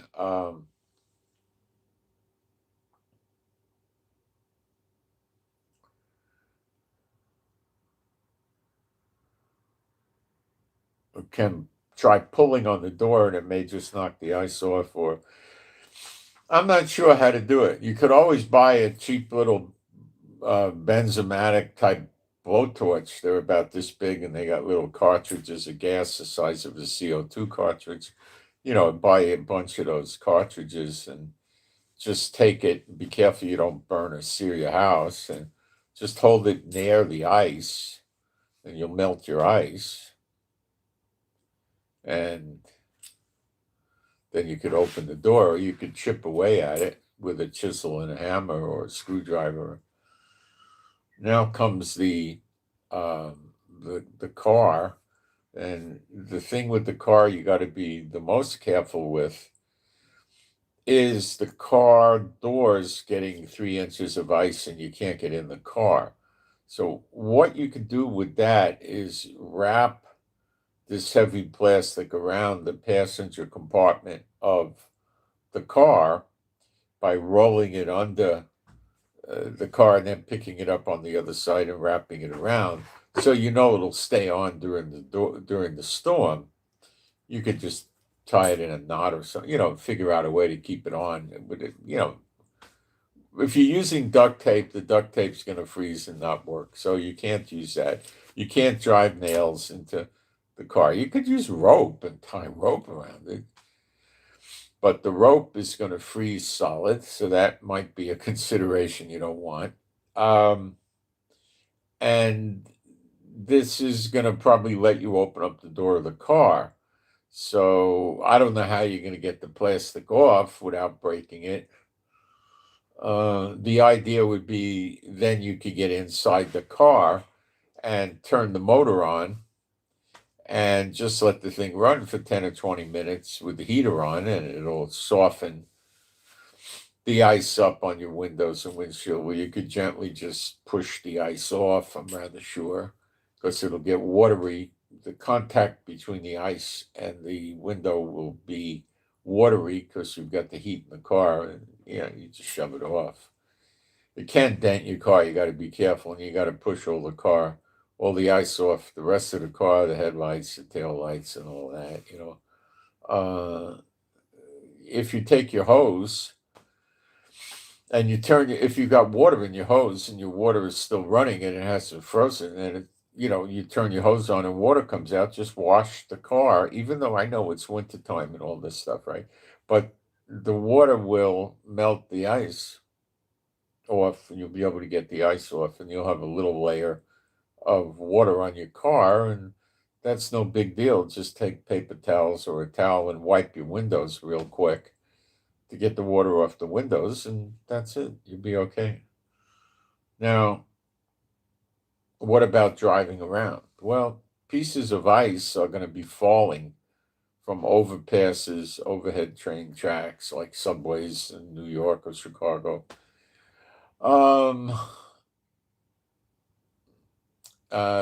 Ice will be falling off roofs, fire escapes. So you got to be careful walking out in the street. This would be a good time to wear a football helmet or a motorcycle helmet if you're walking out where there's things over your head. You don't want to get hit with a big icicle dropping 25 feet. It could really mess you up. If it hits a football helmet, it might break the football helmet, yes, but it's probably going to do, 5 or 10% of the damage to you that it would have done if you didn't have a football helmet on.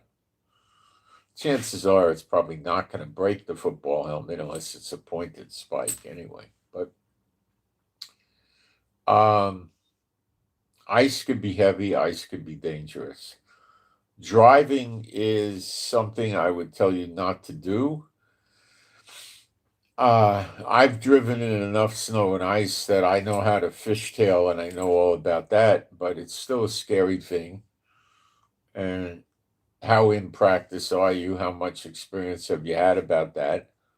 And what about the other drivers? Now in New York, people get used to it because they've all experienced the fishtailing and the swinging and all that, and the hitting the brake and the sliding on the ice. We've all been through it.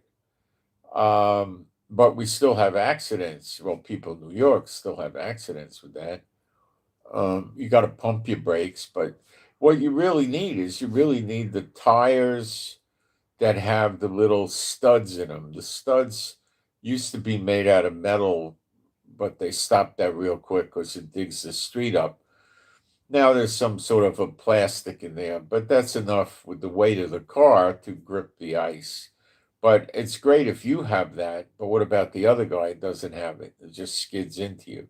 So it's going to be a skid fest. People are going to be out there slipping and sliding, crashing into each other, crashing into pedestrians. So I wouldn't want to be a pedestrian.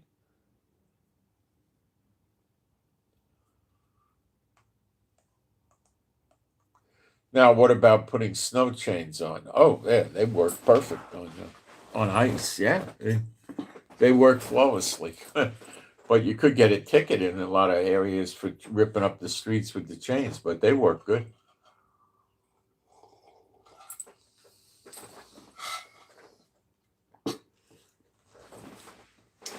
You could still slide while braking with the chains because you push the brake and then the thing just kind of locks up with the ice and you slide. But if you pump the brakes, that's unlikely to happen, much more so.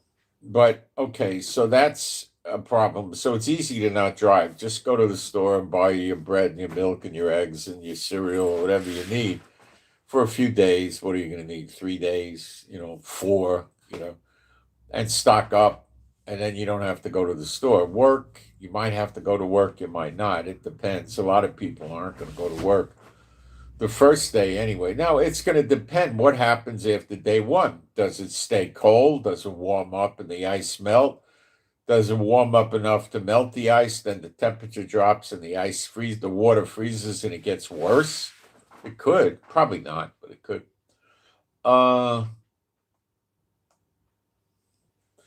But most of the accidents and the slipping and sliding will be over the first day. Can they use plows to get the ice up? I don't know. I never saw 3 inches of ice. I don't know what it'll do. Probably do something for it. I don't know. They might, you could use hot water on it and make it into water and then with slushy stuff and push it with a plow. I don't know exactly what they're going to do. When you have ice and it's a quarter of an inch or maybe a half of an inch at most, which is pretty much, usually it's a quarter of an inch of the ice. In the sidewalks in New York, they take big chunks of salt and they throw it on there. And it gives you grip and it makes little divot holes in the ice and you can walk on it and you don't slide or anything. They throw a lot of that out there. A lot of times they throw it out there and they wait a while and then they shovel it because it loosens it up. But when you're talking 3 inches of ice, I have no idea how they're going to do it, So people that have the office building or the apartment building usually push the snow or the ice into the gutter so people can walk on the sidewalk without slipping and sliding because they're afraid people are going to fall and sue them. I don't know how they're going to deal with this with the ice. I don't know. I don't know. It sounds like it's a good time to stay inside. Will things like the subways run? Yeah, they won't be very affected. What they'll do, like in New York, is they have special cars that have a snowplow on it for the above ground subway, and they'll run these cars to clear the ice every 2 hours probably or something like that. So, it's not going to be that big buildup. So during the night, they might send the subway car, the plow twice, maybe 3 times and just make sure it doesn't build up. So, but if the electric goes out, the subways could go out too, and then you're dead. You don't have any subways. So I don't know. Buses, will they run the buses? Buses tend to have pretty good traction normally. Buses got a lot of tires, but if there's 3 inches of ice, I don't think they're going to run those buses. They're going to wreck them. They're not going to do that. They're going to want to wait for that ice to go down. Tractor trailer trucks, those guys are going to want to be off the road. They're not idiots. They got more going for them than you do, but not when they got the cab. Not when they're towing a big trailer. Oh, no. If they don't have a trailer and they just got the cab, well, they got a lot of traction with those big tires and wheels, but that's good for maybe an inch of ice, because the weight of the truck will crack the ice and push it down, but not with 3 inches. I don't know what that's like. I've never been in 3 inches. This is the continuing whirlwind of the Lord falling on the head of the wicked. The whirlwind word means a storm or a tempest, and this is nothing but a storm. Don't kid yourself. Now, if you have a generator, your problem is likely this. If the power's out, you're not going to be able to pump gas because the gas pumps are electric. You're not going to be able to refill your tank. So if you have a generator, you might want to go out and buy several containers that hold the gasoline that you use to pour into the generator. So you might use a 5-gallon jerry can. You might want to buy 3 or 4 of those and fill them. If you get the 10-gallon, it's going to weigh about 100 pounds. So if you can move, 80, 90 pounds of gas in a jerry can, you're okay. If you can't, the 5-gallon is going to be heavy enough. Get a bunch of those. And you don't try to run your generator all the time. Try to run it, a little bit, like an hour and a half to heat the house up, right? And then maybe try to make it till 3 or 4 in the afternoon, and then run it for an hour, and then let it sit for 2 hours, and then run it for an hour, off 2 hours, something like that. And then I don't know what you want to do during the night. It depends if you got kids, sick people, old people. I don't know, but you better be. You want to stage it so you don't run out. Okay, and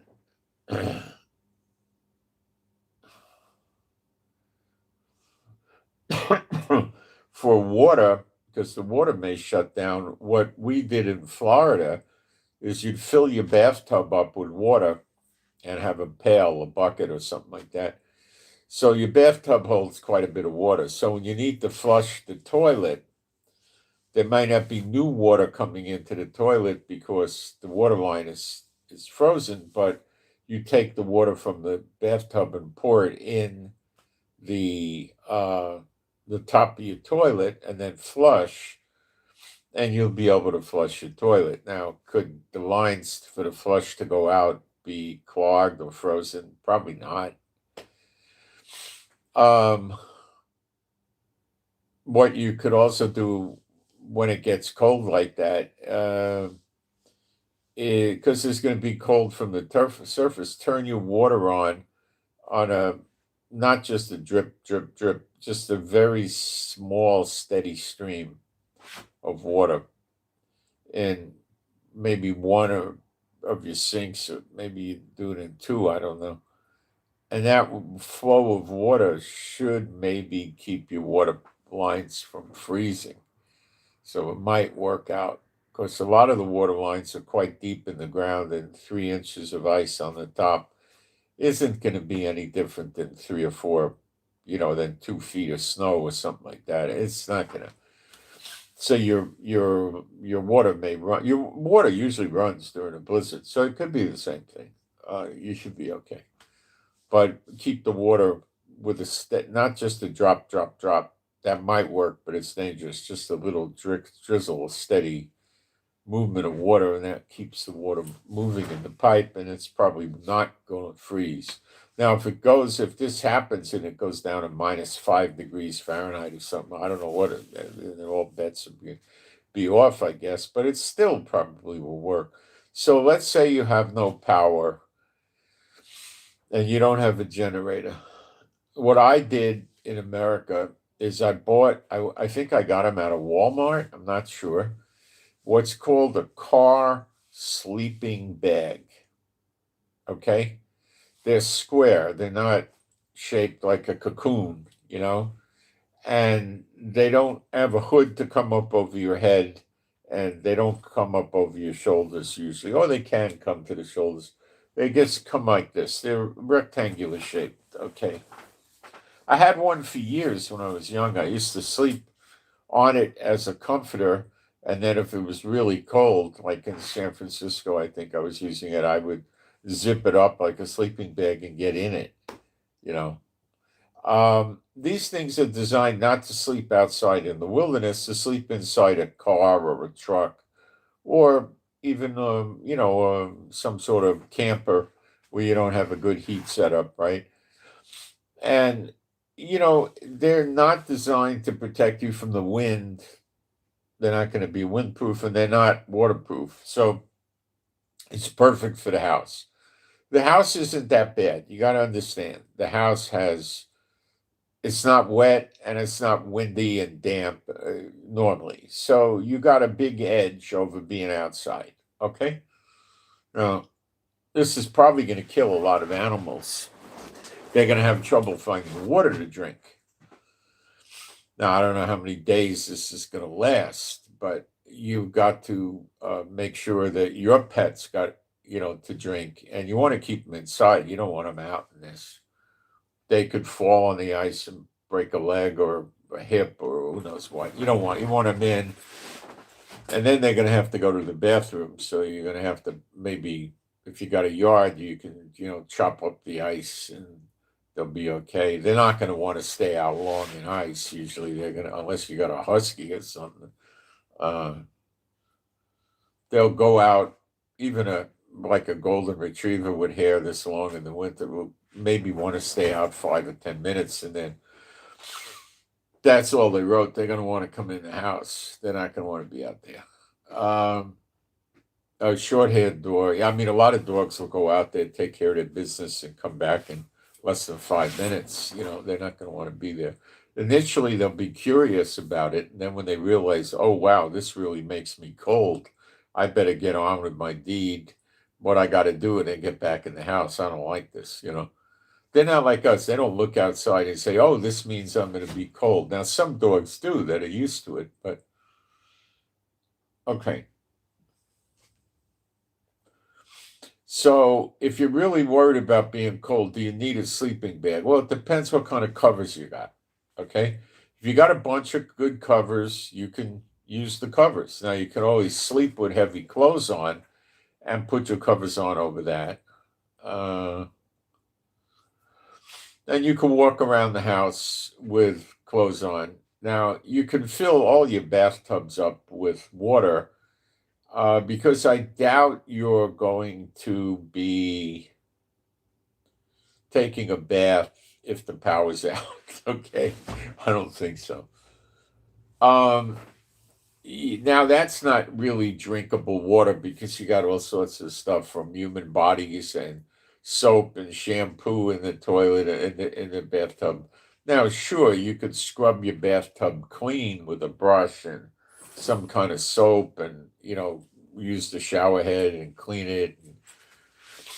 Make sure it's clean like a glass of water. I mean, that's a big job, but can it be done? Yes, it can be done. And then you could go in there and just drink the water. Yeah, you could. What I would suggest is if you get a really good water filter, I mean, a really good one,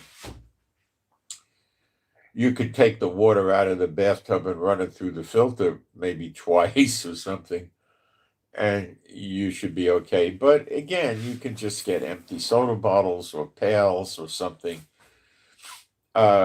more sanitary and fill those up. Remember, normally you're not going to be doing this for like a month or 2 weeks. 2, 3, 4 days or something. And that would do it.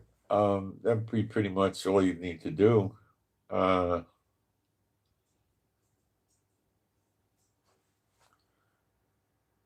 such a big deal. Flushing the toilet would be nice. Having your gas tank full. Now, if you got a garage, you're way ahead of the game here because your car's likely never going to get iced up in the garage. Okay. So your garage door may not open. You got to be careful about that. You got to figure out how you're going to open your garage door. Most of them retract up in on a track, and they're likely going to work. If you got electricity, there's no problem. If your garage door is ice shut, just open up the door to the house and the garage and let the heat from the house go into the garage for a half hour or an hour, and then go back and try the garage door. And it probably would be enough to break the ice loose and you get out. But don't start your car without the garage door open. That'd be an easy way to kill yourself. Okay. So you're not going to have ice or anything like that in the car, and you just start it up in the garage and drive. But you got to be careful with the ice. Really, really, really.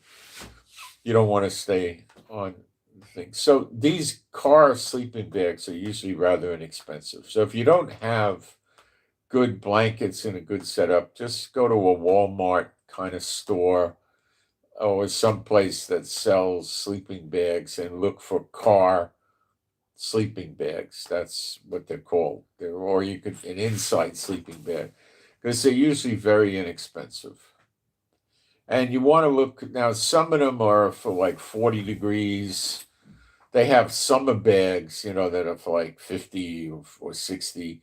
That's nothing. It's a thin little bag you might use in the summer, half to keep mosquitoes off you, half to keep warm or something.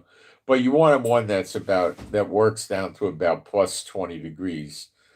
The chances of your house getting down to 20 degrees Fahrenheit is pretty slim, uh, unless you have absolutely no ability to heat the house for days and it's very, very cold outside. Your house is probably going to stay 25 to 40 degrees above the outside. Uh, just from you being in there, from cooking, stuff like that. Unless everything is out, and it could, look, if it's 5 below 0 and you got no electricity and you got no heat source, yeah, your house might get down to below freezing. It happens, but you got to be careful about that too. But I don't think you'll see that very much. You got to make sure to keep yourself warm. Now, you need to try to get yourself some sort of heat source. Um, One of the things you could buy are these little heaters for camping. They're small things, and you put a cartridge in there, like it's a propane, but it looks like a CO2 cartridge. And you usually, if you turn it on a medium intensity, you get 2, 3 hours off it. So you could buy 3 or 4 of these little things and buy 15 or 20 of the cartridges. Make sure you get a bunch of cartridges. And if you feel like you're getting really cold, go into a room of the house. I wouldn't tell you to go sit in a 25 by 20 living room with an 11-foot ceiling. Go to a smaller room of the house and sit near the thing. Be very careful you don't get a fire. Put it on something that won't burn or won't burn easy, like a metal something, and turn it on and stay near it, like 1 or 2 feet away, and leave it on for a half hour, an hour. It'll take the chill out of the room and it'll warm you up. You hold your hands in front of it and stuff and keep you going for a while. Uh, and you could repeat as needed. They're very effective for a tent. If you put them on in the tent, it's got like a metal bulb thing, and when you turn it on, it like glows, and it throws very hot heat a few feet, like 2, 3 feet, a good 3 feet probably. So, I mean, if you want to be a real wise guy, what you could do is buy a pup tent. You don't need a very heavy insulated tent, just a cheap pup tent as big as you want it. Or they have other tents you could put outside that, they pop up and they're easy to set up, and they got 5, 6 foot ceiling in there. So you could, I mean, literally, you can move furniture around, put this tent in your living room, right? And uh, go in there with the propane heater and turn it on and heat the place up. I don't know. You got to be careful about open windows and ventilation. I don't know. When you're in a tent, tents ventilate. A pup tent's not airtight, and you're out in the woods. You don't really have to worry about turning this thing on. You wake up in the morning, it's freezing in your tent. If you're, I mean, in cold weather. If you're smart, you took your clothes, your socks, your boots, and some things, and you put them in the sleeping bag with you. Most people won't put their boots in there, but they'll put their socks in there. And then you wake up in the morning, and it is like an ice box inside your tent around there. If it's winter camping with snow and stuff, it is really cold. So you got to reach over to this heat generator thing, right? Turn it on, and then, yeah, I mean, if you count to 20, you could get out and walk around the tent. You'll be warm. It's fast. I mean, it fires up really fast and makes heat. And then you can get dressed, without, shaking and shivering. So that's another thing you can do. You can buy some of those heaters. Uh, if you don't have a generator and you're scared, they can be a lifesaver because they can warm you up periodically. Just make sure you buy a lot of those cartridges for the heat. I think usually you get 2 or 3 hours on the thing, something like that. It also creates light. You could just about read with it. There's other things. There's electric ones that you can charge up, and they'll make some heat. They're big things, and you could probably go back to your car and charge them off a car charger and do that a few times. You know, you got to understand it could be dangerous to your health if it's below zero and you have no power in the house. It could be life threatening. Um, you could also leave, go to somebody's house that you're friends with, or go get a hotel somewhere, pull out and go there and stay at the hotel until the storm breaks and the power comes back on. If the power's on, it doesn't matter. You're okay. You'll be fine if the power's on. If the power's not on, you know. Now remember that the ice around your house could seal the airflow. And if you're cooking with gas and you got dangerous chemical fumes in the house for some reason, I don't know from what, you could run out of oxygen. So you really need to make sure that's not happening. And just break open something, windows, doors. And all you got to do, if you get a window open, right, I know it's cold, just crack the window like 2 inches, and it's going to, put enough air in most of I don't know how big your house is. If your house is 1,800 square feet, I mean, you might have to do it with 2 or 3 windows, or open one window for a while and then another, just so you keep getting fresh air in the house, or else you're going to run out of air. Now, if you're not cooking and you got no electricity and nothing's running, you could suffocate from your carbon dioxide could go up, like in a submarine, running out of oxygen, and then you get sleepy, tired, drowsy, and you could fall asleep and die. The chances of that very high? No, they're very low, extremely low. But I'd be careful about getting fresh air in the house. If there's ice covering your whole house, your roof, your windows, and all of that. I mean, how's the air moving? You got to be careful. So you might have to go outside with a little hammer or a tool and try to get the ice away from the path of the window or something, or the door, so you could open it up and change the air every few minutes. You could do that too. Let's say once every 2 or 3 hours, you go open up your front door for 5 minutes.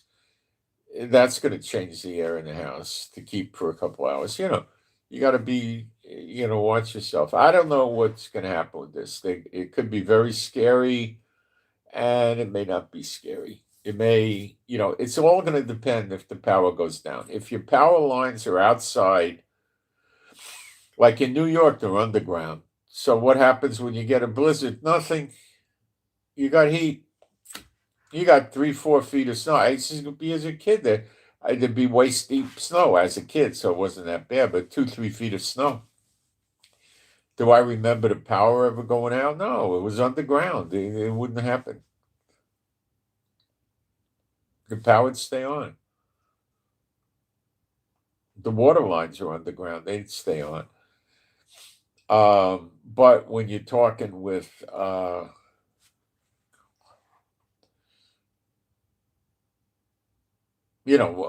power lines above ground on wooden, towers, and you see the wires, and then they got 3 inches of ice on those wires, the weight of the ice is going to likely break some of the wires, maybe, or the wires get so brittle and the wind blows and moves them, and they just snap because they're hard and brittle.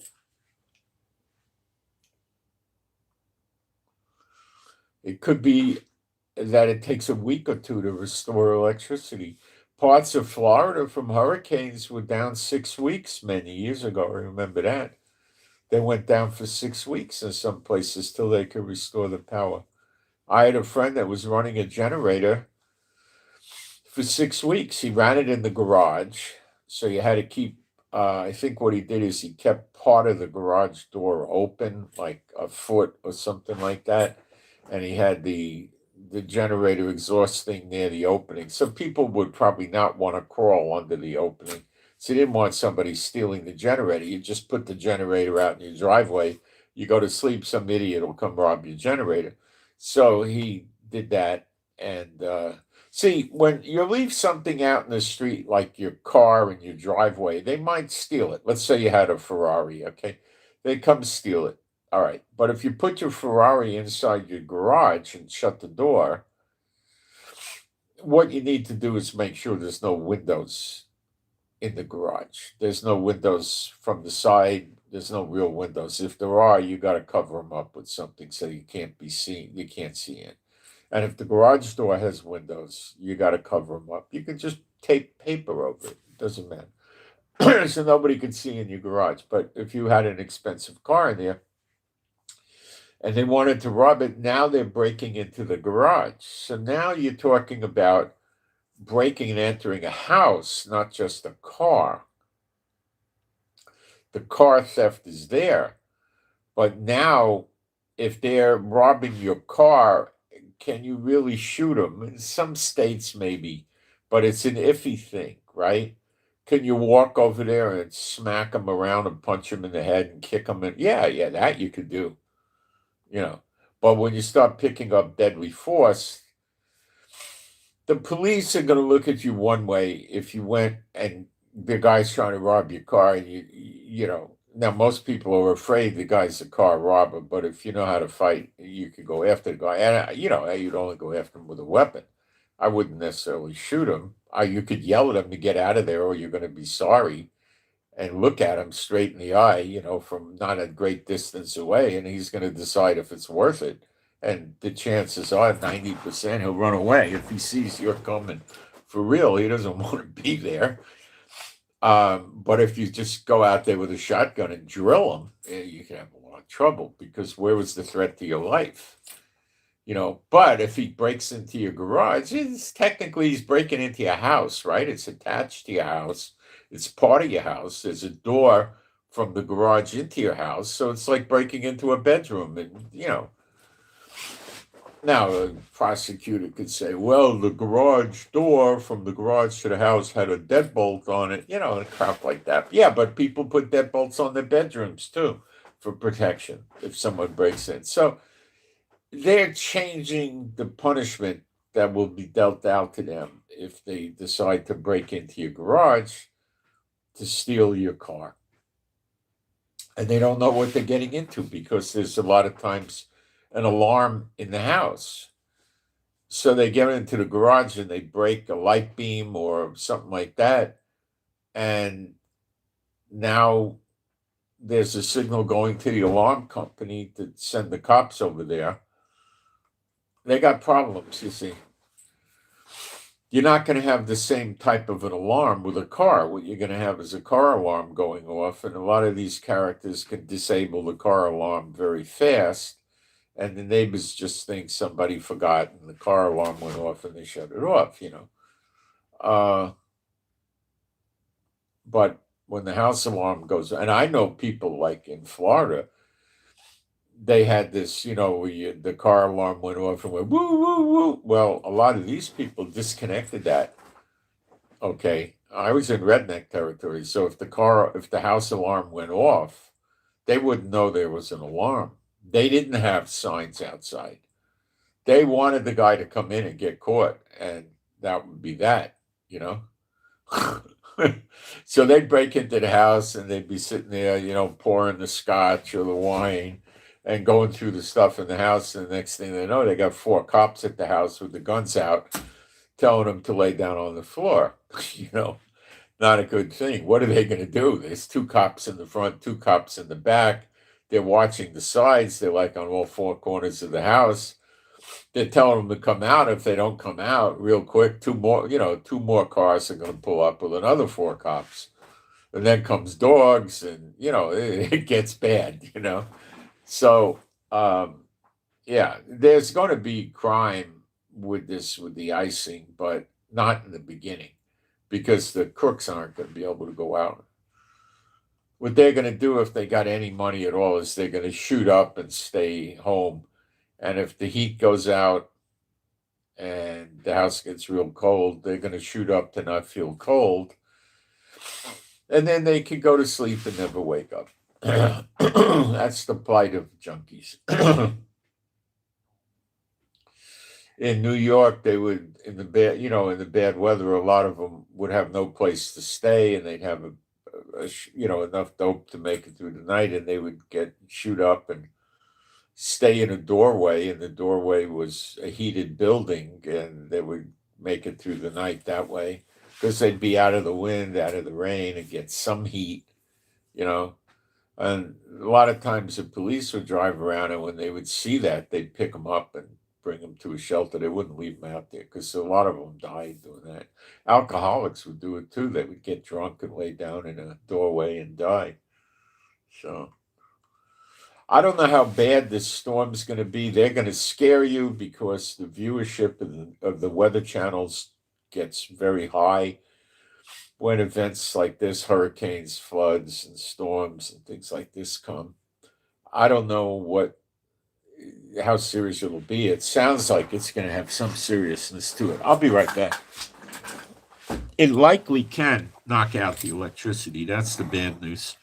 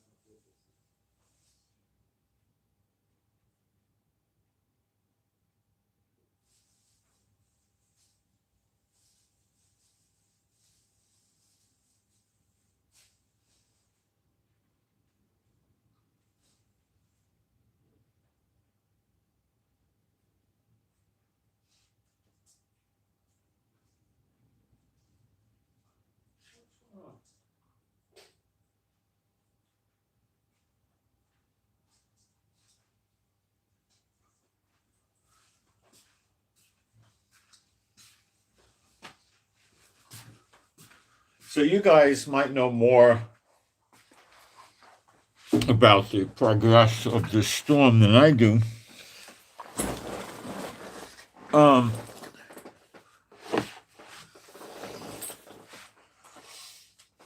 Just be careful. It likely can turn out that it's just not much worse than a blizzard. That could happen too.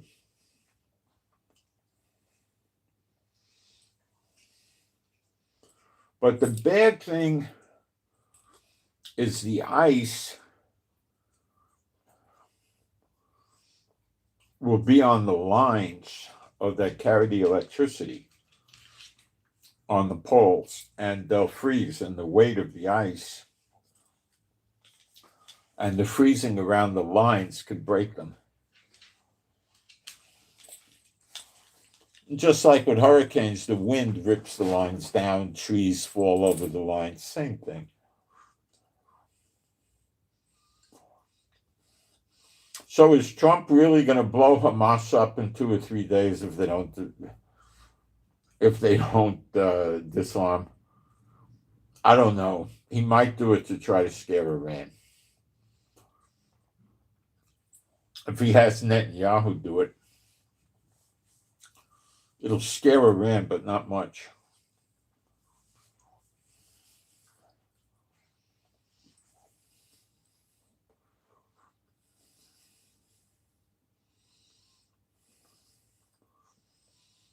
All right. There are scriptures that talk about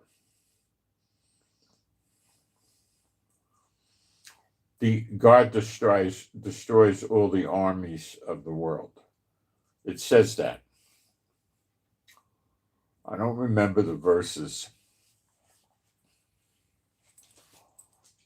Let me look.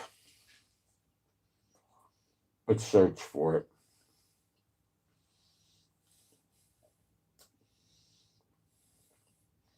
In Old Testament prophecy.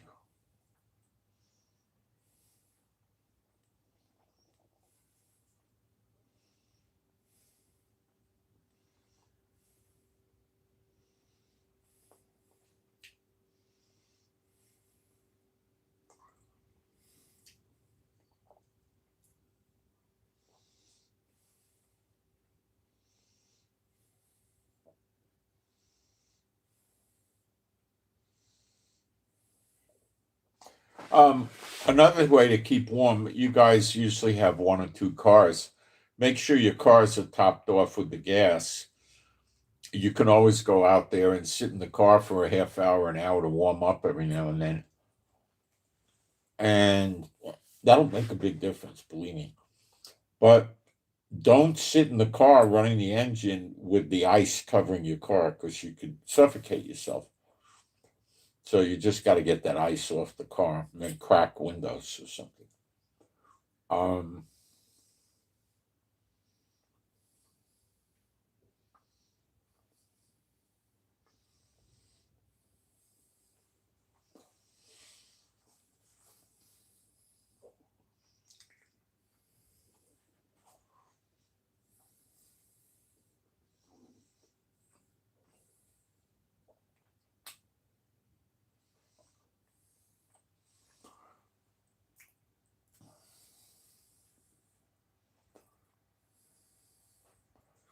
We read in Ezekiel 38 and 39 that they beat the plowshares into swords, and they beat the pruning hooks back to spears. So the armies are defunct when you hit Ezekiel 38, 39. Now, when we go back to, just to make a long story short, when we hit redemption, the swords are beaten into plowshares and the spears into pruning hooks. Okay? A pruning hook is like a spear, a long pole with a curved blade on it, not having to climb it. Okay? So it's like a machete with a 9-foot or a 7-foot handle, something like that, right?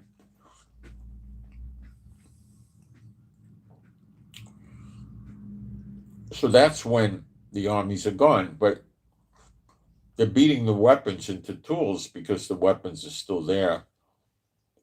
the armies are gone. So all the armies are going to be destroyed. It says it more than once. And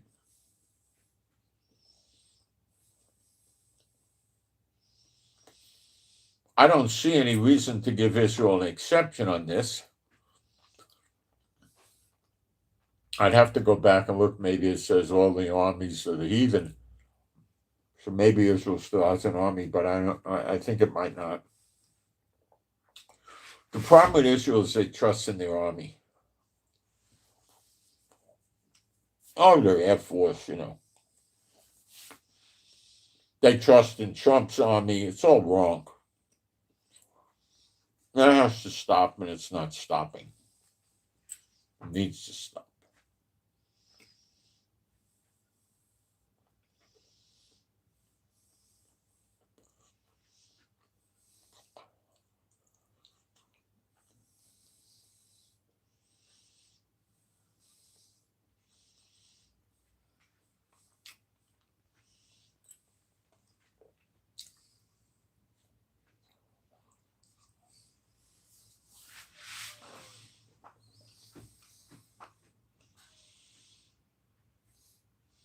So we're on the verge of possibly entering into a big war. Minimally, if this goes down, there's going to be fighting in Gaza.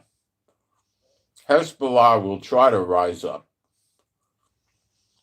Syria is in such a mess, I don't know what will happen. It'll probably just keep continuing to be a mess. Worse of a mess, I'm guessing. Iraq will turn on Israel and hit American bases. The Houthis in Yemen will try to attack Israel, which will be very difficult for them to do.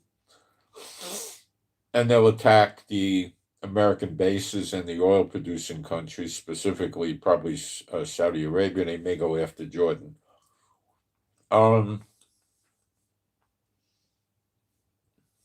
I don't think they're going to do much to Jordan, but they can try. A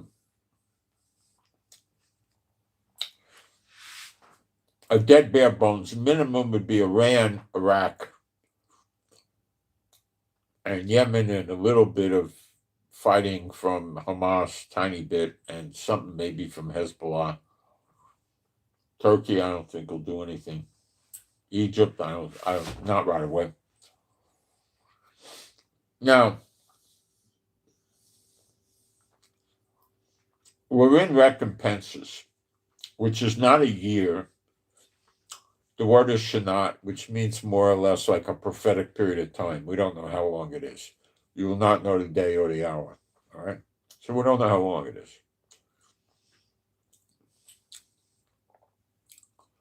The Lord told me we were in recompenses back on August 10, 2023. That's payback to the nations over what's going on in Zion. Could it also cover the punishment against Israel? Because it says in Zechariah 30:11, he's not going to leave Israel altogether unpunished. So, yes, I believe it does. Now, Jeremiah 30 is Jacob's trouble. It says, great is Jacob's trouble, but he shall be saved out of it. Gog and Magog doesn't fit Jacob's trouble because half of Jerusalem goes into captivity, the women get raped, the houses looted, pillaged. It's a real mess, okay?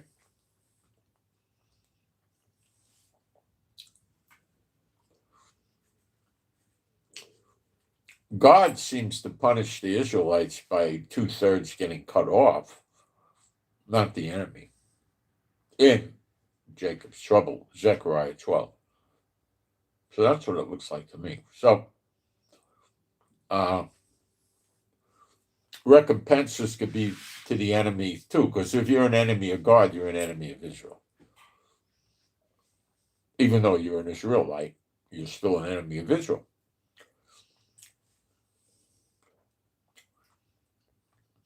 You're an enemy of God. You want to sin.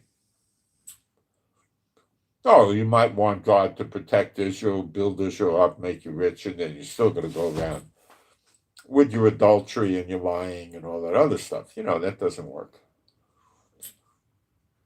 So, what do we got here? Well,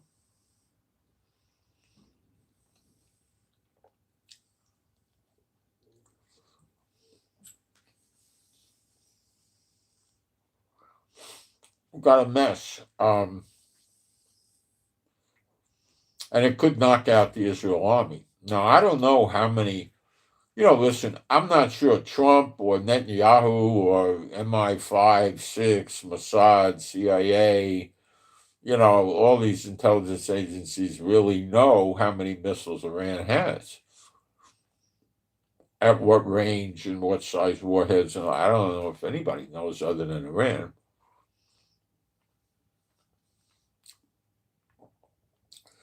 I don't think China and Russia would even ask them.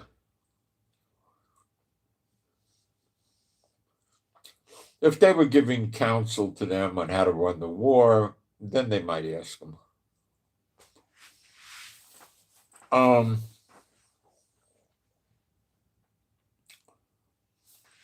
Since Chinese cargo planes came in very recently, quite a few, we don't know what the capability of Iran is now. China could have loaded them up with better weapons. We don't know.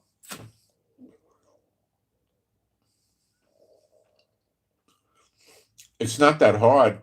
They pull the plane into a hangar, great big hangar, shut the door,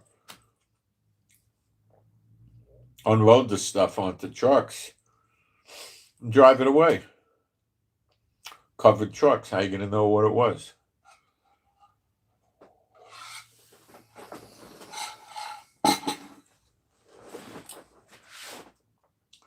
You might be able to determine it was a missile or a missile launcher, but you don't know what missile or what the characteristics or the features of the missile are, right?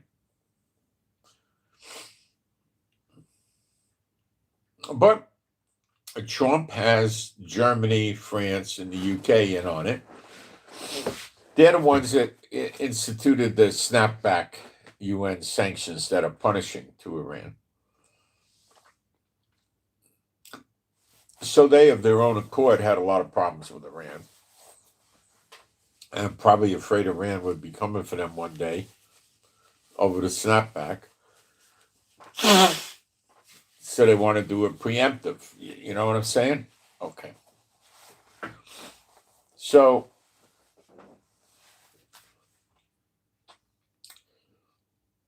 we could sit here and say it's going to go great for Israel, but, what if it doesn't go so great for Israel?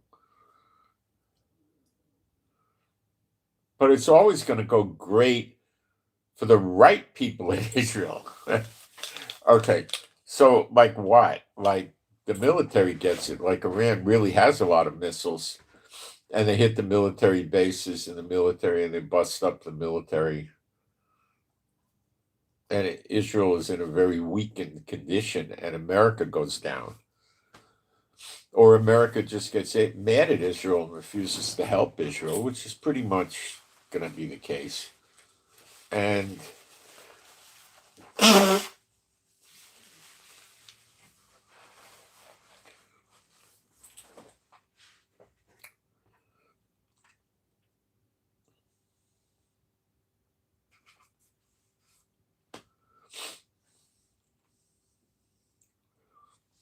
things go bad. And, we know Iran's going to go down, as in Iraq.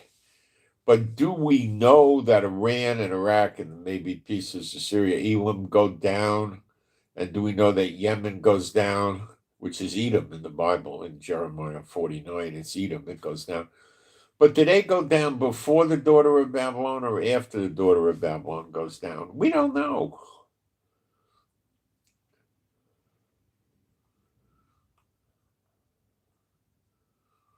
Somebody's got to attack America to take it down, and they're Muslims attacking it by the way they fight and, bashing little babies and grab them by the feet and smack their head into the wall or something, doing that kind of stuff.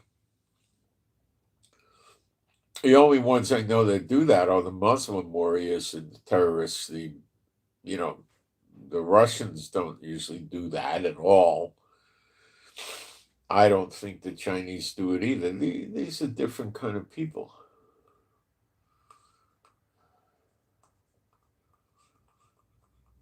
Go find Russian soldiers that believe if they get killed fighting for Putin, they're going to go to heaven and get 70 virgins. You ain't going to find them. You might find some Muslims in Putin's army, but precious few.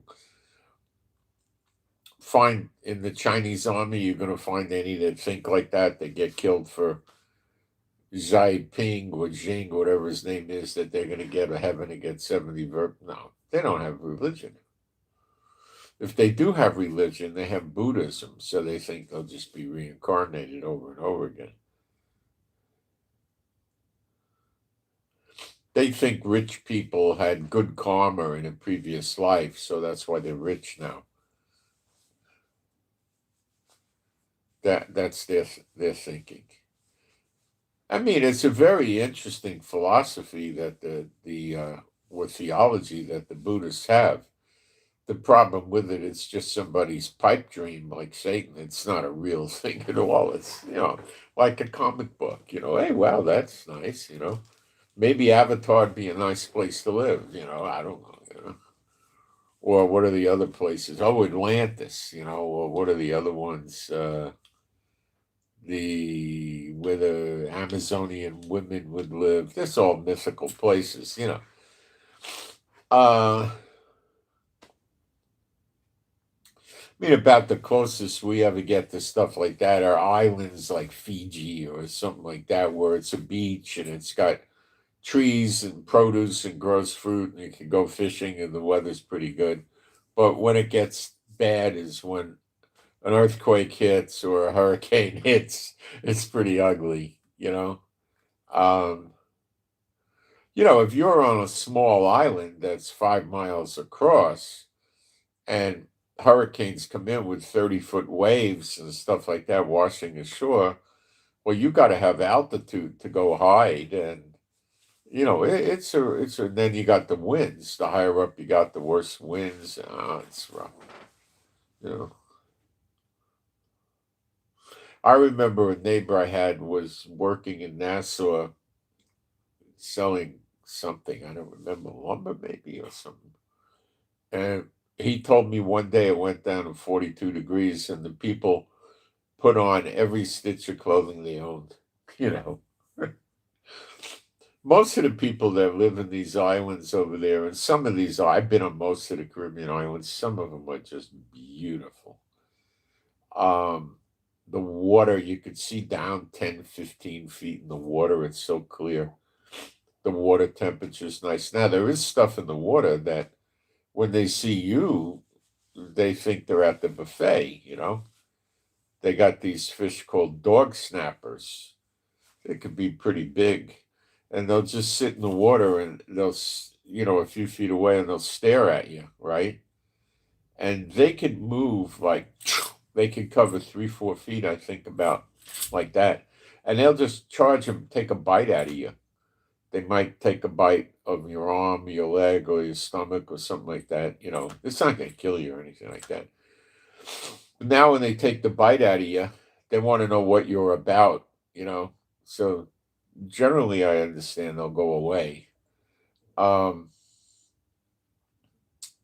but now you got blood in the water, and other stuff could come over. Like sharks, eel, who knows what. You got to get out of the water. There's dangerous stuff in the Caribbean. You got stingray things. They generally leave you alone, probably, but they might not. All kinds of nasty fish, eel. You know, bad things you don't want to be around. But if you know your way around the water, you could be okay with it pretty much. But you got to watch some of the stuff if you go diving. You know, A lot of people probably enjoy the beach and they go out in the water for, 4 or 5 minutes and they go back into the sun or something, or they go surfing, or I don't know what they do.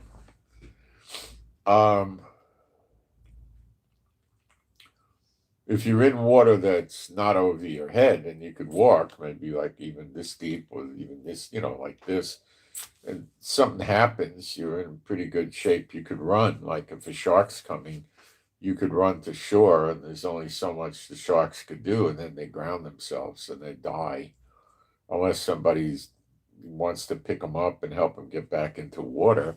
And they might bite you, and you try to pick him up. You might lose an arm, so you got to be rather careful. Maybe take a rope and try to pull it into the water or push it or something. I don't know.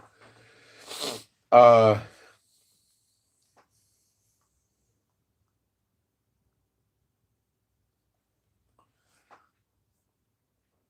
so Israel might lose its army in this fracas. Or when Israel gets into the siege, don't you think America's already gone? Because the way it is now, if Israel was in a siege, Trump would be sending aircraft carriers and destroyers over here in planes and getting on the Twitter 5 times a day telling how he's going to blow them up. And if they don't leave Israel alone, they're going to be in little pieces like raisins flying all over the desert. I think he would.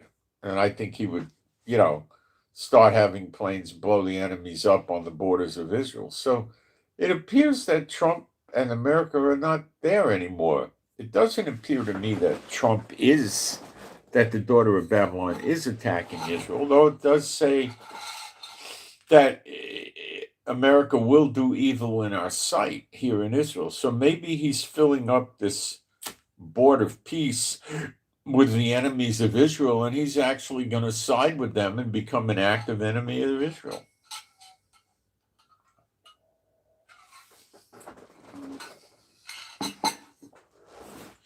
I'm not saying he's going to ally with Iran or Yemen. He might ally with Qatar and Jordan and rotten countries like that. I don't know. Maybe Netanyahu goes off the reservation with Trump and Trump gets mad. I don't know. We could sit here all day and talk about it. We're not going to know. But when I'm thinking about it, America does evil in our sight, and they haven't really done much of that yet. Maybe they have with Gaza. So maybe, I don't know. I don't think we're ever going to know these things as to when they're going to happen until they happen. You know what they say with interpreting Bible prophecy? Hindsight is 20/20 vision. Looking into the future is like 20/1200 vision. You barely see anything. Um,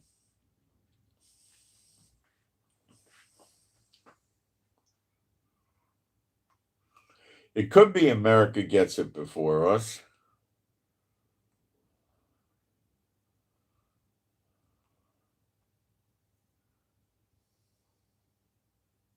Let's check that scripture. Do evil in your sight. Let's take a look at where that is. All right, that's in Jeremiah.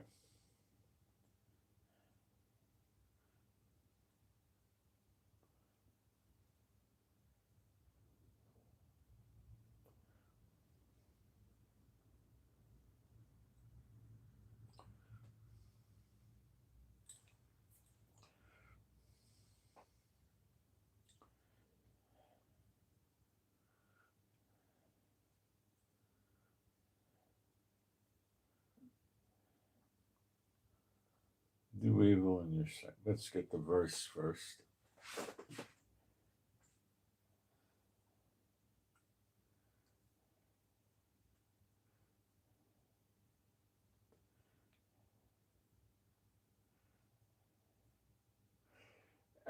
Jeremiah 51:24 in King James. And I will render unto Babel and to all the inhabitants of Chaldea, that's America, all their evil that they have done in Zion in your sight, saith the Lord. See, that's rather definitive of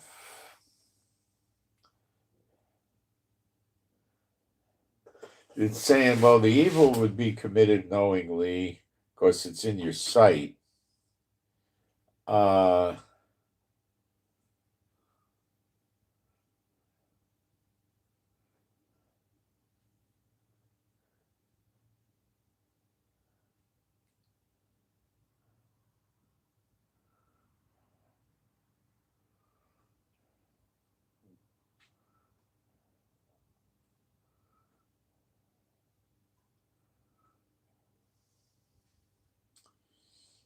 It means in front of your eyes or before your eyes.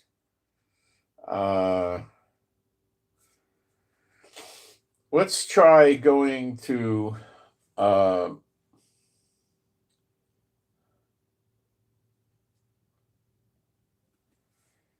Jeremiah chapter 51, verse 24. In the oldest Septuagint you can access. Take this verse from the Greek and bring it into a very literal English using Scott and Liddell as a guidance.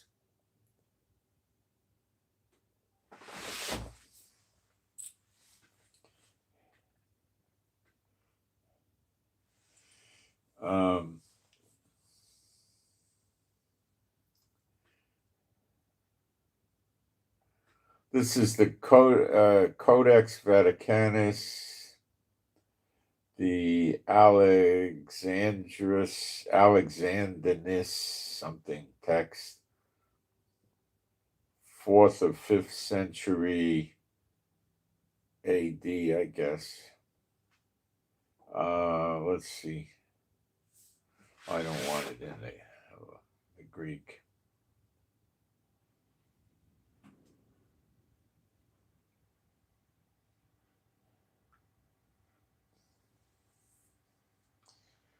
Oh, it gave me a word-by-word analysis. Let's see if I get it flowing.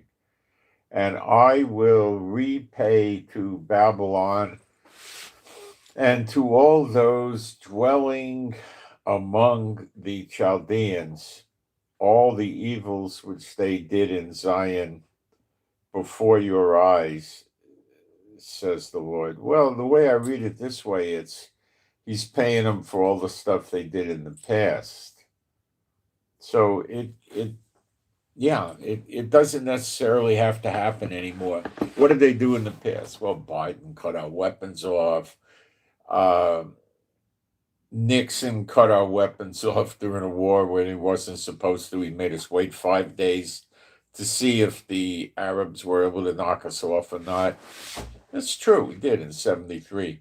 And then in 1948, America put an arms embargo on us so we couldn't buy weapons so the Arabs could kill us. And we won anyway. You know, these kind of things. So, yeah, that could be it. So it doesn't necessarily have to be another something they do. They've done enough to us bad already, America. So, I mean, look what they're doing now with Gaza. They're not letting us have Gaza. He's bringing an international coalition to govern and manage Gaza that consists of, 15 member states that hate Israel. Is that not evil in our sight?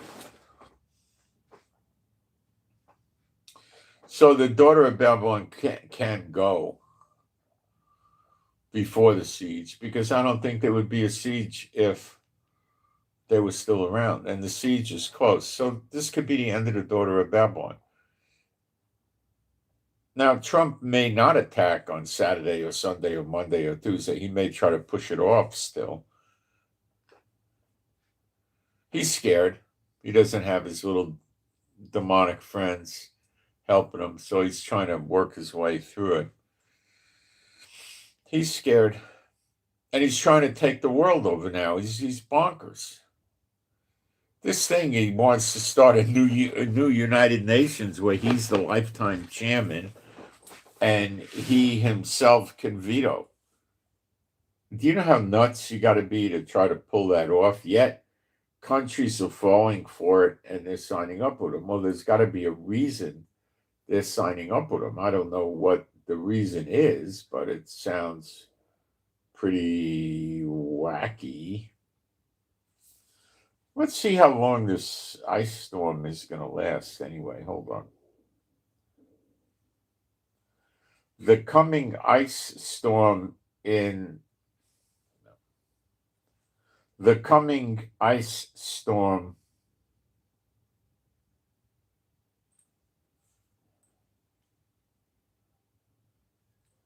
the coming ice storm in the southern states of America is supposed to last how long, how much ice, what kind of temperatures, what kind of damage expected. Very short version.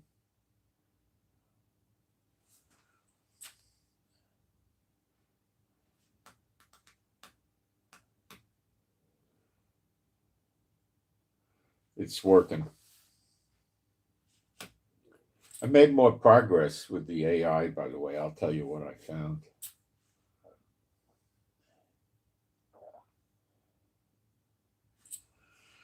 All right, let's see what it tells us. The storm is expected to begin Friday and last through the weekend until Monday. That's long. With wintry conditions lingering a bit into early next week in many areas. Ice and snow amounts. Ice accumulations, significant ice is possible across much of the South. Models suggest as much as around 1/2 inch or more in places like Georgia, Carolina, Arkansas, Texas, Louisiana, and Mississippi. Okay. This is talking up to 1/2 inch. That's nothing. I saw somebody barking 3 inches. That's 1/2 inch might break some power lines, but it might not. That's not that significant. Okay. Even 1/4 to 1/2 inch can be dangerous on roads and power lines. Yeah, it could break a power line, but it's nothing like 3 inches. Dangerous on roads. Yeah, even 1/8 of an inch of ice can be dangerous. Yeah, that's for sure. Especially with people that don't know how to drive on ice. Snow tires don't work that good on ice. You need the studded tires. Snow is expected mainly north of the heaviest ice zone, with several inches to a foot or more in parts of Oklahoma, Tennessee Valley, and areas farther northeast. Now, when you have snow over ice, so if you have the ice, let's say 1/4 inch of ice, and then later that day or the next day, it drops a few inches of snow on it, it gets very, very dangerous to drive and even walk because you don't see the ice. So you got to be very careful walking.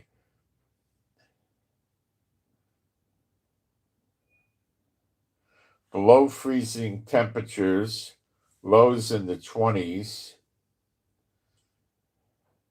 highs near the freezing mark, so highs might only be in the 30s.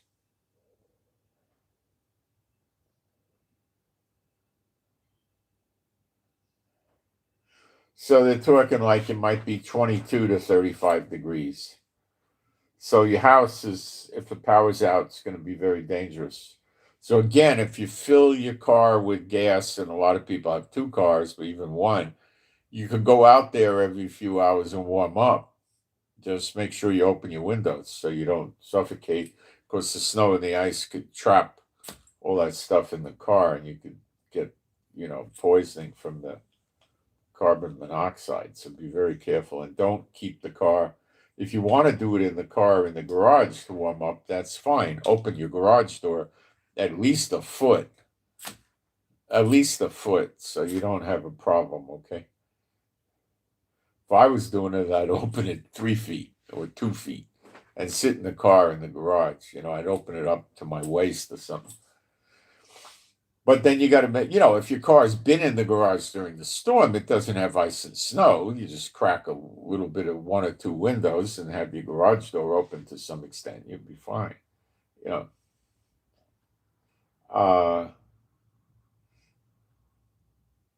Arctic air behind the system could keep temperatures cold for several days. Okay. So the guy that did the 3 inches probably picked up warnings that it could hit 3 inches, but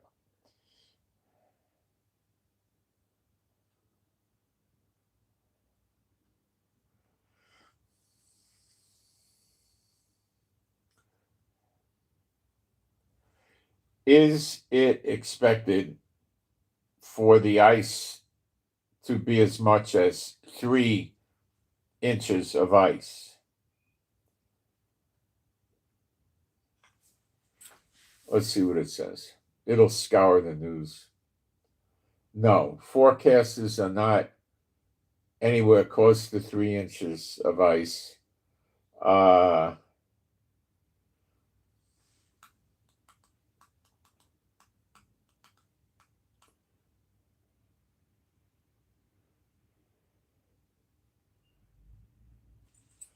The forecasters are saying that the highest expected ice accumulation, no, ice accretions. It's got a word, accretion. I don't know what that is. Are well under 2 inches, even in the area with the worst. So they're saying it'll be well under 2. So they're saying maybe 1.25 inches, 1.5 inches. The very, very unusual would, in some places it might hit that. That's quite dangerous, though.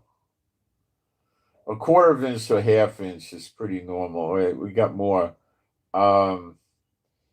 In many southern areas, northern Texas, Arkansas, Mississippi, Georgia, Carolinas, forecasts indicate up to around 3/4 of an inch to maybe 1.25 inches of ice in the most impacted zones. Not okay. The difference between 1.25 inches and 3 inches is light years. I mean, it's huge. 1.25 inches is treacherous like you wouldn't believe, but 3 inches is like science fiction already. I mean, it's crazy.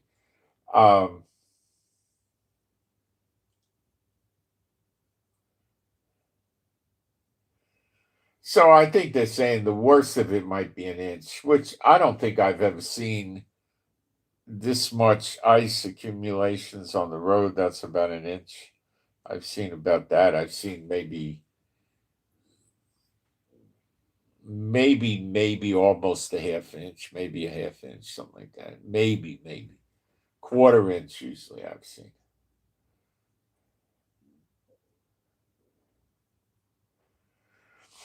A 1/4 to a 1/2 inch is enough, they're saying, to make roads treacherous, and they're right. I mean, I've seen people, they just spin around and they don't know what they're doing, and they keep their foot on the brake, they freeze, or they hit the gas, or they don't know what they're doing. I got stuck on ice once going up the hill. This is level. The hill was maybe like 15 degrees, 12, 15 degrees, not much. Maybe 18 at most, say 15. I couldn't get up the hill. Maybe 15 would be about, yeah, it was probably about 15. Could it have been 20 degrees? Maybe. And I couldn't get up the hill. I had a new car, but I was not stupid New Yorker. I had a bag of sand in the trunk. So I parked the car. I was nervous when I parked the car. I put it in park that it would slide, and I had to go to the trunk, so I wasn't in the car. But I was fortunate it never happened. I got the bag out, and what I did is I threw the sand. I had a rear wheel drive car. It was a Mercury Cougar, an XR7. I remember it, British racing green with tan seats. Nice car. And I put sand on the snow, which was icy snow, in front of the rear tires and on the tires. Then I think I kept the sand in the front seat on the floor. And I got back in the car and I very gently started to go forward. I think I put it in low. It was automatic and it just grabbed right away and went. And then I was out of the snow and ice and I was fine. And I was real careful about that.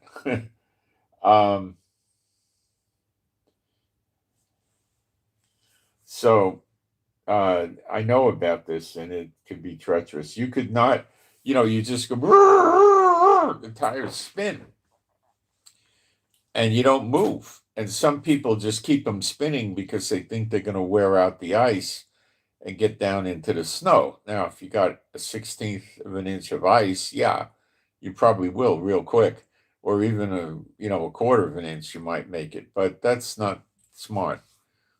So if you take sand, go to the beach or something and get yourself a garbage liner, put 2 garbage liners on there just to make sure you don't spill it, and put yourself however much sand you want in there.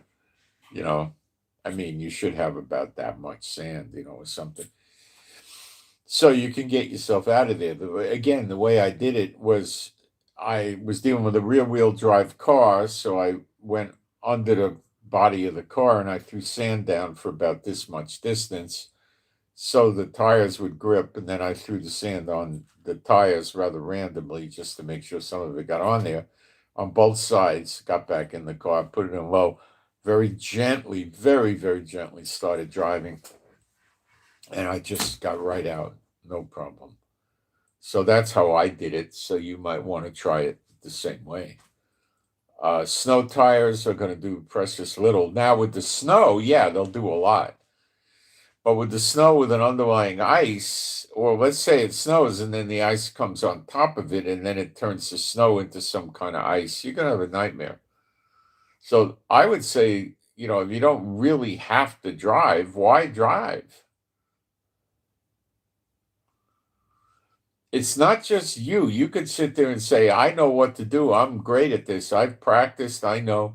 And you could be right. I've driven in California mountain roads up in Tahoe and Reno where they're twisting and turning. And I used to go 80 miles an hour in the snow in the mountains in Nevada and California. I had an Audi 5000, if you guys know what that is. And it had a front wheel drive. It was a good car. And that sucker, if you got front wheel drive, you're in a great advantage with the snow and the ice, by the way. You really want to be pulling yourself, not pushing yourself. But if you have one of those computer controlled 4-wheel drive things, you're really better.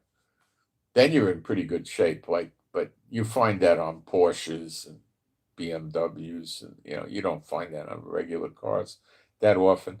Some might have it now, I don't know. But I used to drive and, if you start sliding at 80, it's a scary thing. I never did slide at 80 because I wanted to make sure I could see the road. If I just saw snow and ice on the road, I wouldn't be driving at 80. I'd be driving at 20. I got stuck in snowstorms up in Tahoe and, I had to drive for sometimes 1 or 2 hours at 20, 25 miles an hour, usually maybe 30, 40 minutes to get out of a bad snow region where there was no plowing yet.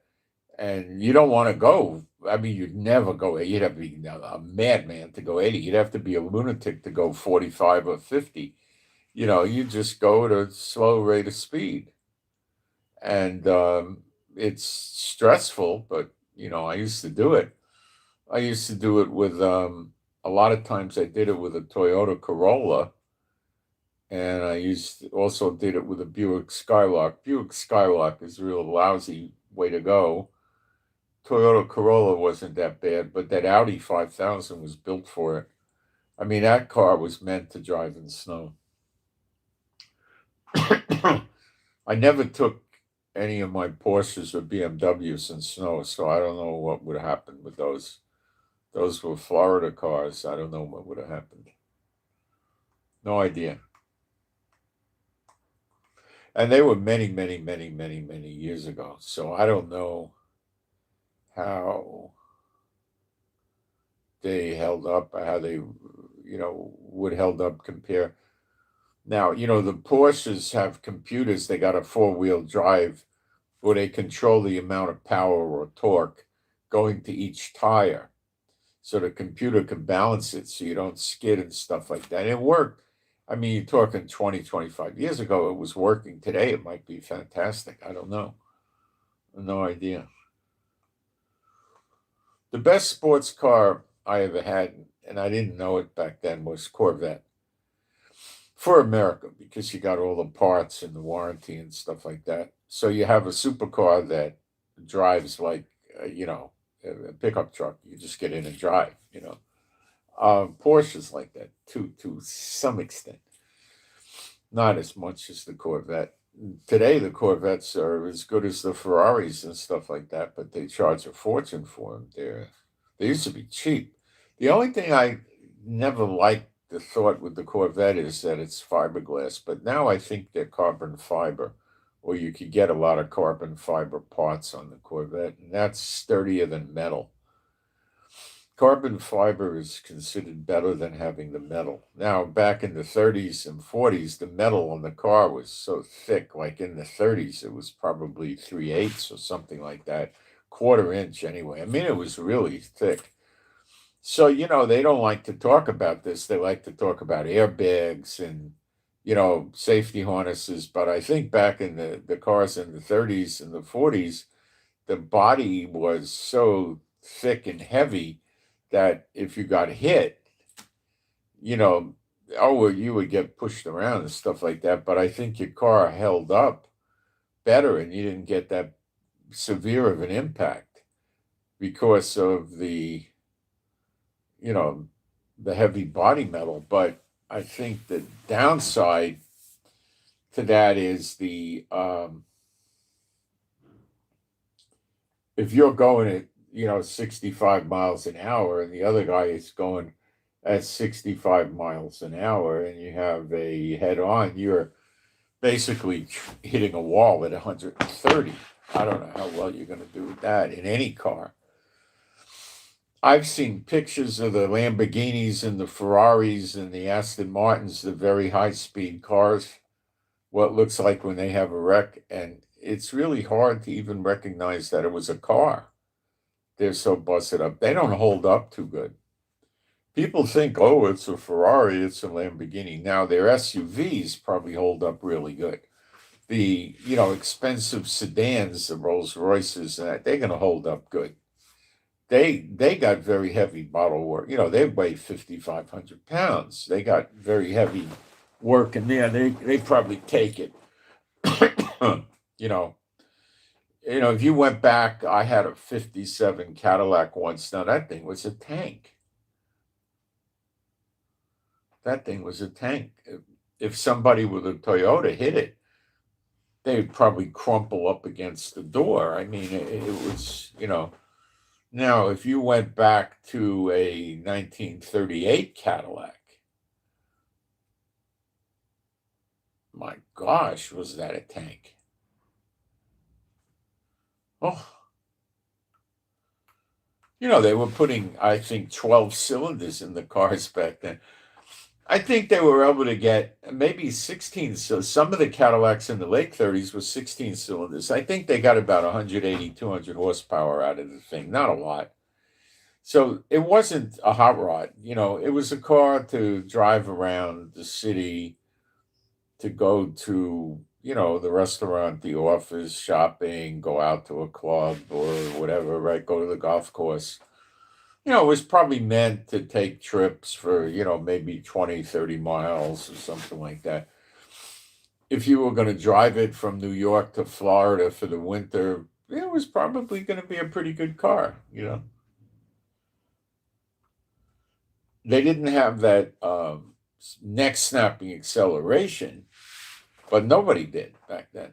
I would think the car would probably hit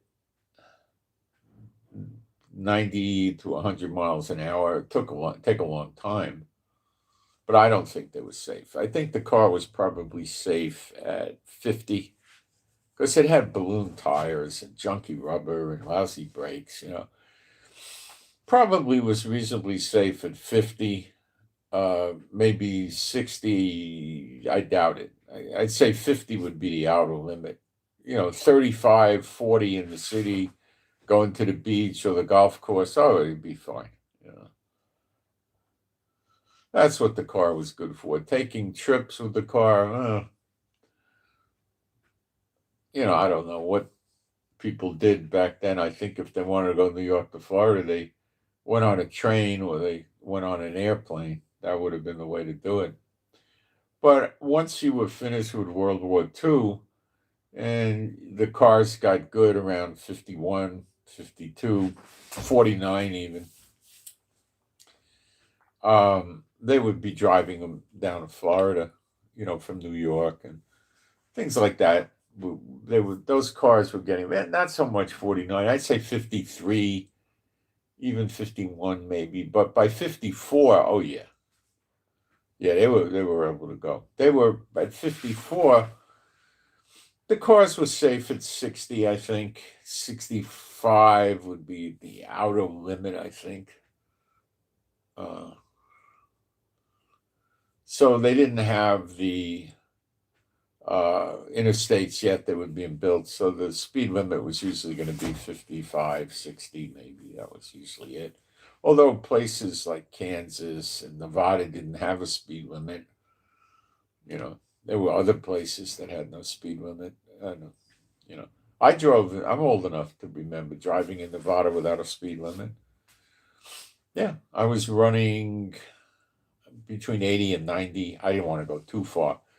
You could always get harassed by the cops for, reckless, unsafe passing, So I was told as long as you keep it under 90, they leave you alone. But if you started going 100, they might not give you a ticket.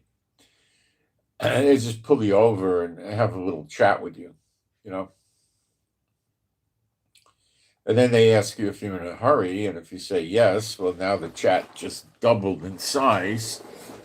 If you say, no, I got all the time in the day, then you get, well, why were you going so fast? You see, you're not going to win.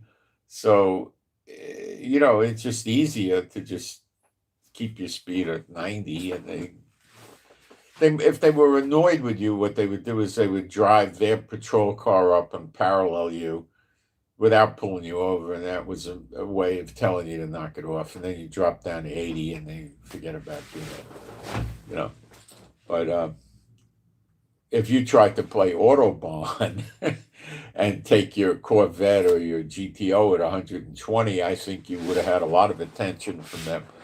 Well, sir, you got license and registration I can see here, there, boy. All right, just a minute. Now, do you know how fast do you know why I stopped you? And you say, well, whatever you say is going to be bad. Most people, I know what to say. Most people, what I would say is, well, likely because I was running about 118 miles an hour, wasn't I, sir? Say, yes, you were. Now that ends all the I'm drunk, I'm on drugs, I'm crazy. That stuff now is finished with him. Now he's saying, why were you running that fast? I said, well, I live in California and I really I'm not used to this and I thought I wanted to experience it. So I tried it and I was very careful and it's a nice car and all that. Said, I see. Then comes, do you know what it looks like when you have a wreck at 118? Do you know what it looks like when people get thrown out of their shoes and fly through the windshield at 118 miles an hour? I'm telling you what they would say, something like that, right? And then he's going to see if he can put the fear in you, and if he can put the fear in you, he's going to keep it up. If he can't put the fear in you, then he's going to switch and say, look, I don't think you did anything that bad. There's no speed limit, but listen, the other boys are going to keep pulling you over if you keep running that fast. So why don't you just keep it down? Try 80 or something like that and have a nice day, and that would be it. But if you don't know what you're doing, he comes, do you know why I stopped you? And you say, no, was I speeding? Then he starts scratching his head and saying, is this guy stoned or on drugs? He doesn't know how fast he was going. People on speed or something like that might be going 118 miles an hour and they think they're going 80. Yeah.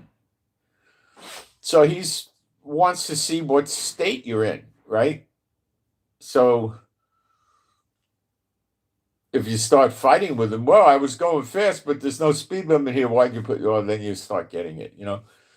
So you tell him, yeah, why were you doing it? I wanted to see what it was like. And he's going to scratch his head and he's going to say, well, this guy's telling me the truth, but I don't know what the heck to do with him. He's not a criminal. He's not drunk or on drugs. What do I do? I'll scare him. Well, he doesn't scare. So I'll talk nice to him and see if I get him to calm down. And that would be what he does. Now, if you had a Nevada plate on your car and you had a new car and you were running at 100, would he be likely to pull you over? Probably nowhere near as much as if you had an out-of-state plate. No. What he'd probably do is get behind you, and that would be his nice way of saying slow down, or parallel you, and then you slow down, and then he'll just pass you, and that would probably be what he would do. And maybe with an out-of-stater, he wouldn't think you would understand what he was doing, so he wouldn't do it.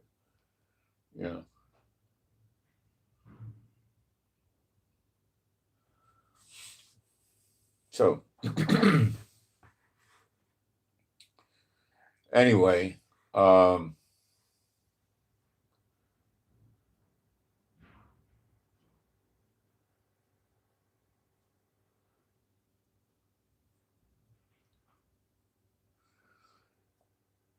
so we're waiting for the war. I'm sitting here waiting for it. We hear planes at night. We're wondering if the war started. Planes flying overhead to protect us. We heard thunder this morning, and my wife says, was that a bomb? Was that a bomb? And I said, no, it lasted too long to be a bomb. And, and we think a piece of shrapnel maybe damaged our roof. We don't know. Now, this piece of shrapnel could have been there before we lived in the house. I don't know. It may not have been a piece of shrapnel. It could have been something else. I don't know. But the consensus is it was a piece of shrapnel. But I'm not sure of it. But we had to pay to get it repaired, and the guy's working on it. So it opened up a hole in the roof, which lets the rainwater in, and it's starting to rot things in there, which is not a good thing. So landlords don't fix things here. It's a sick society. This is a sick society here. It really is.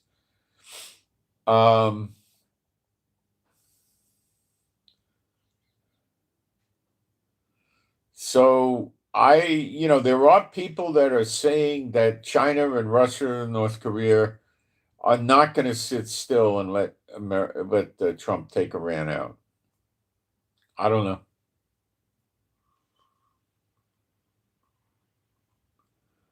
I don't know. We got to wait and watch. Russia is fed up to here with Trump. They hate him. Iran is fed up to here with Trump. They hate him. China is not fed up to here. They're fed up to here with Trump. And North Korea probably up to here. Then you got Belarus, which really is a puppet of Putin. And, other countries don't like America. Canada doesn't. France doesn't. Greenland, Denmark don't. Mexico doesn't. Venezuela doesn't. Cuba doesn't. Want me to keep going? I could probably come up with another 10. Easy. So,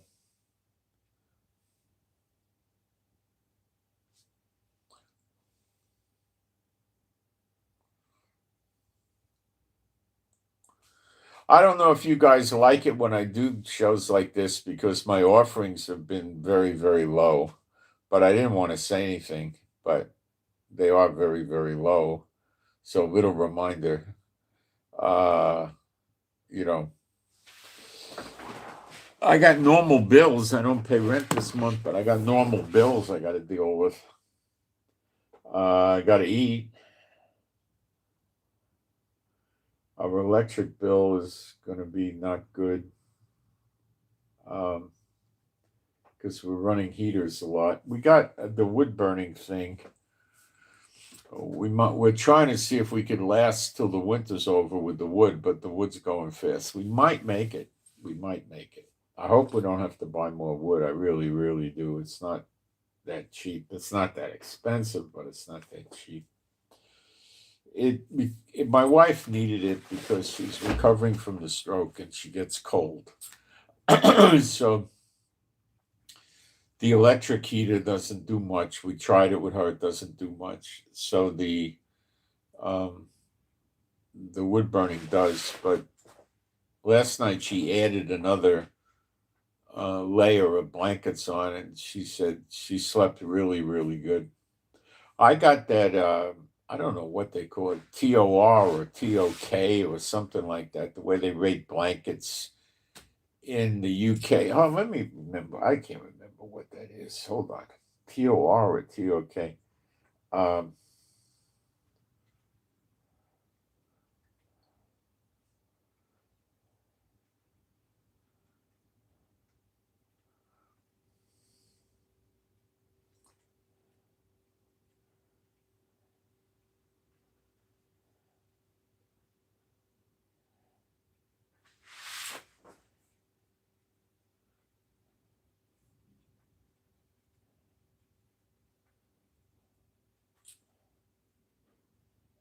oh, it's TOG. Sorry.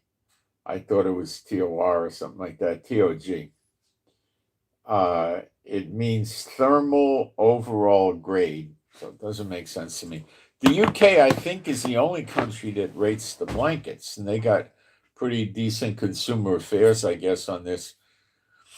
Because I bought blankets. Blankets are cheap. They come from China, and they look good. They're thick and they're heavy, but they don't keep you warm. And I learned a lesson that thick and heavy doesn't mean it's going to trap the air and warm the air up. So it doesn't always work. The These blankets do. So I got a 15 TOG, and they only go one level higher. They go to an 18. They don't have a 19 or a 20. They go to 18. And I don't have an 18. An 18 is like you live in Nome, Alaska or something like that, right? Uh, and there's very few 18s you could buy. So what you can do is you can buy blanket clips. So you could buy a 15 and then buy a 3 blanket, which is what you'd want to use in April or May, or when you're running the air conditioning heavy in June.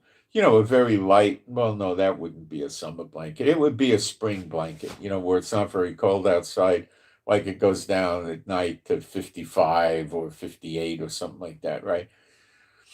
And it's a lightweight blanket just to keep the chill off you. You take one of those and you put it over your 15 blanket, and they got these clips, which are like big clothespins, you could say, right?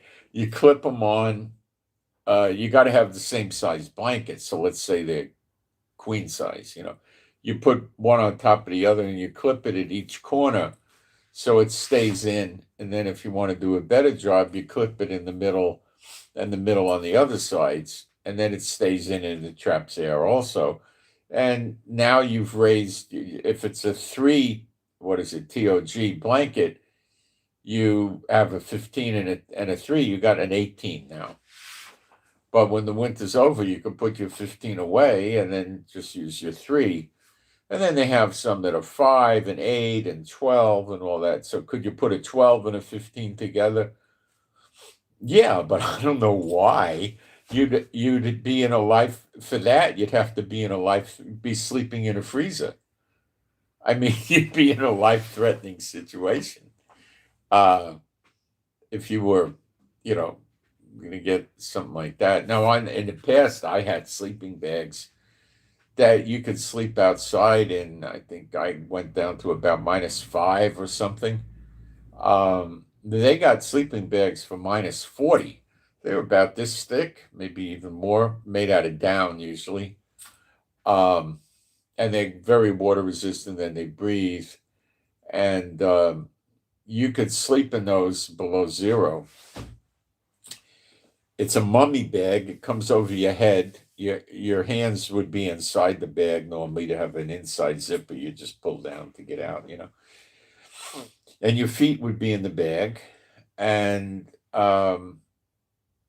it comes with like a hood thing, so the only thing exposed is your face, and you would sleep in that. Now, I don't know how the heck you get up because you're in a tent, and your tent is freezing. You get up, let's say in the woods, what are you going to get up 6 in the morning? Probably 7, 6, 7. Eventually, you got to go to the bathroom, right? Everybody. Yeah, I mean, you're not going to be able to sleep till 9.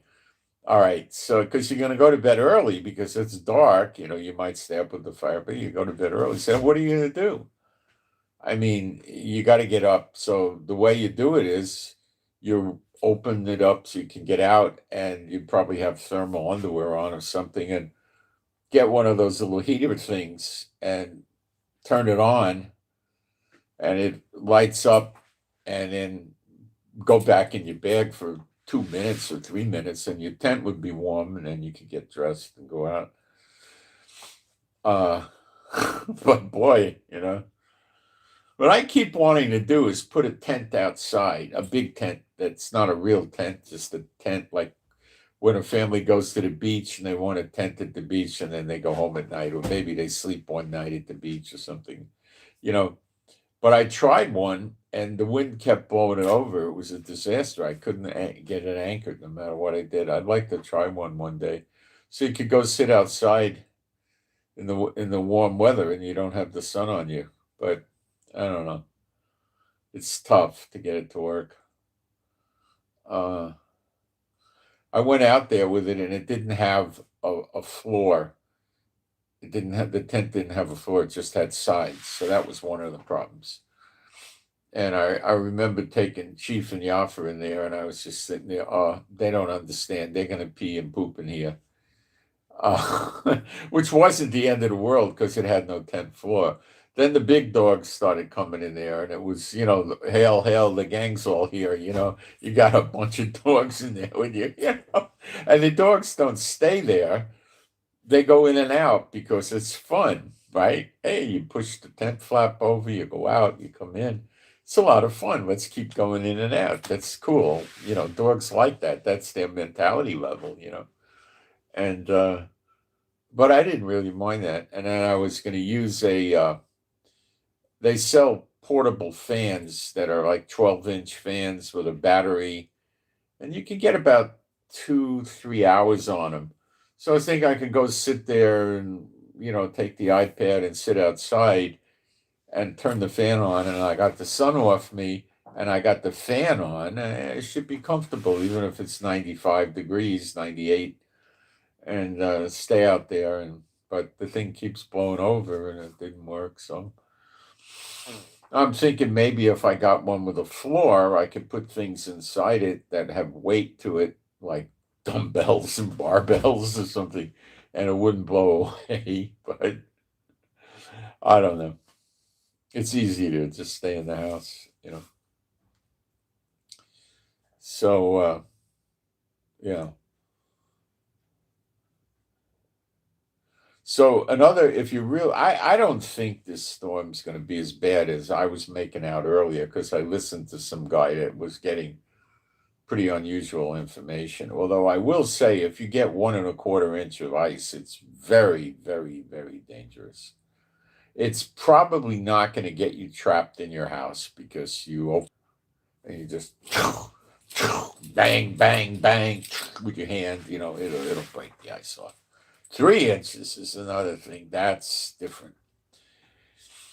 I don't know. I mean, it's bad, but even 1/4 inch is bad, but a 1/2 inch could maybe even break a power line or so here and there because of the weight, and then it's blowing in the wind and it's moving and it could freeze, and snap. And I don't know. I don't know.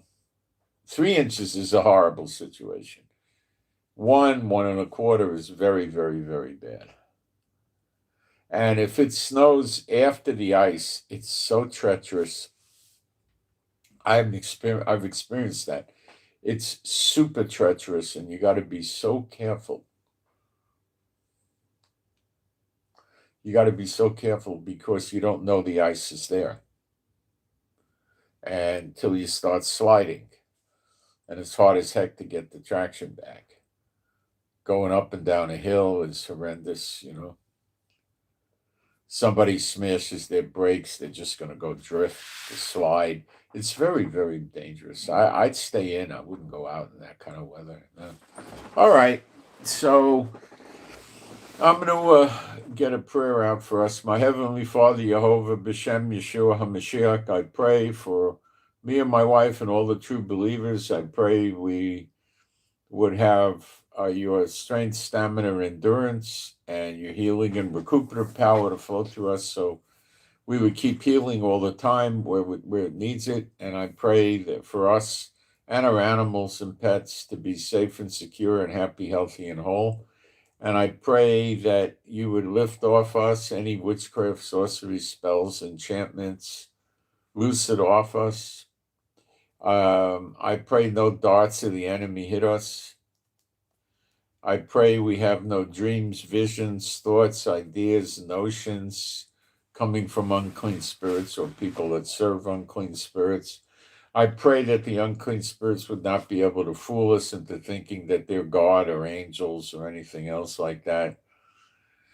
I pray that we would understand the Bible better. I pray that I could do better videos that are more valuable to the people.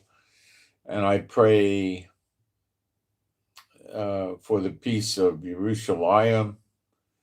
And I pray that we don't get robbed, ripped off, scammed, frauded, discriminated against. B'Shem Yeshua HaMashiach. Now, the government's discriminating against me, I believe, so please pray for me for that. And because other believers are having the very, very, very, very, very exact problems. Not similar, exact. Picking. I don't know where the root of this is, but you could do warfare against it. And I appreciate that. And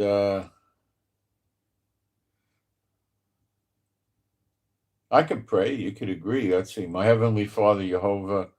And you could agree with the last prayer, B'Shem Yeshua Mashiach. And my Heavenly Father, Jehovah, I pray about the situation with the government. I pray that you would lift it, remove it from me. It's obviously discrimination, picking on believers.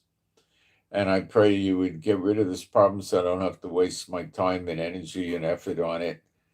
And all the other true believers wouldn't have to waste their time and energy and thoughts and so forth on this. And I pray all this to you, my Heavenly Father, B'Shem Yeshua HaMashiach, and you can agree with that.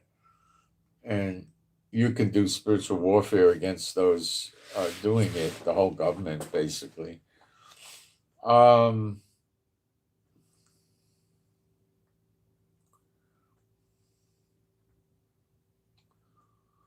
So this is one of those videos where I'm playing Watchmen, and it's worth playing Watchmen because this not only could change the whole Middle East, it could change the whole world, and it's ready to go any day.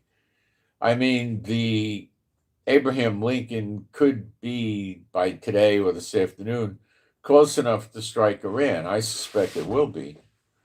Maybe they got to use refueling tankers, but there's a bunch of those floating around. One tanker can usually fill 5 planes.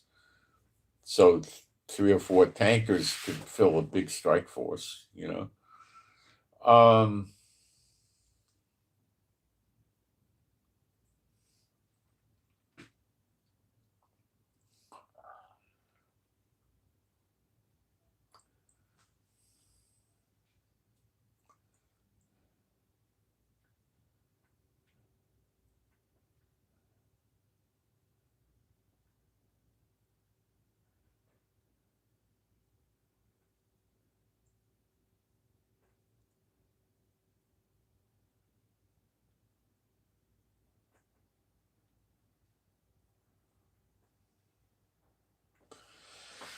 That's what I got. So thank you and appreciate your prayers. And uh, keep praying for my wife if you don't mind, Rivka. She's recovering from a stroke. So I appreciate prayers for her.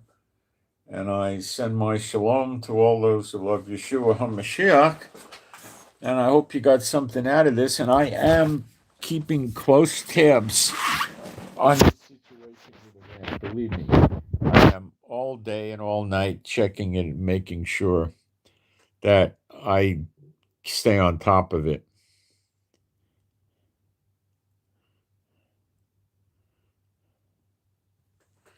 I'm out. Thanks.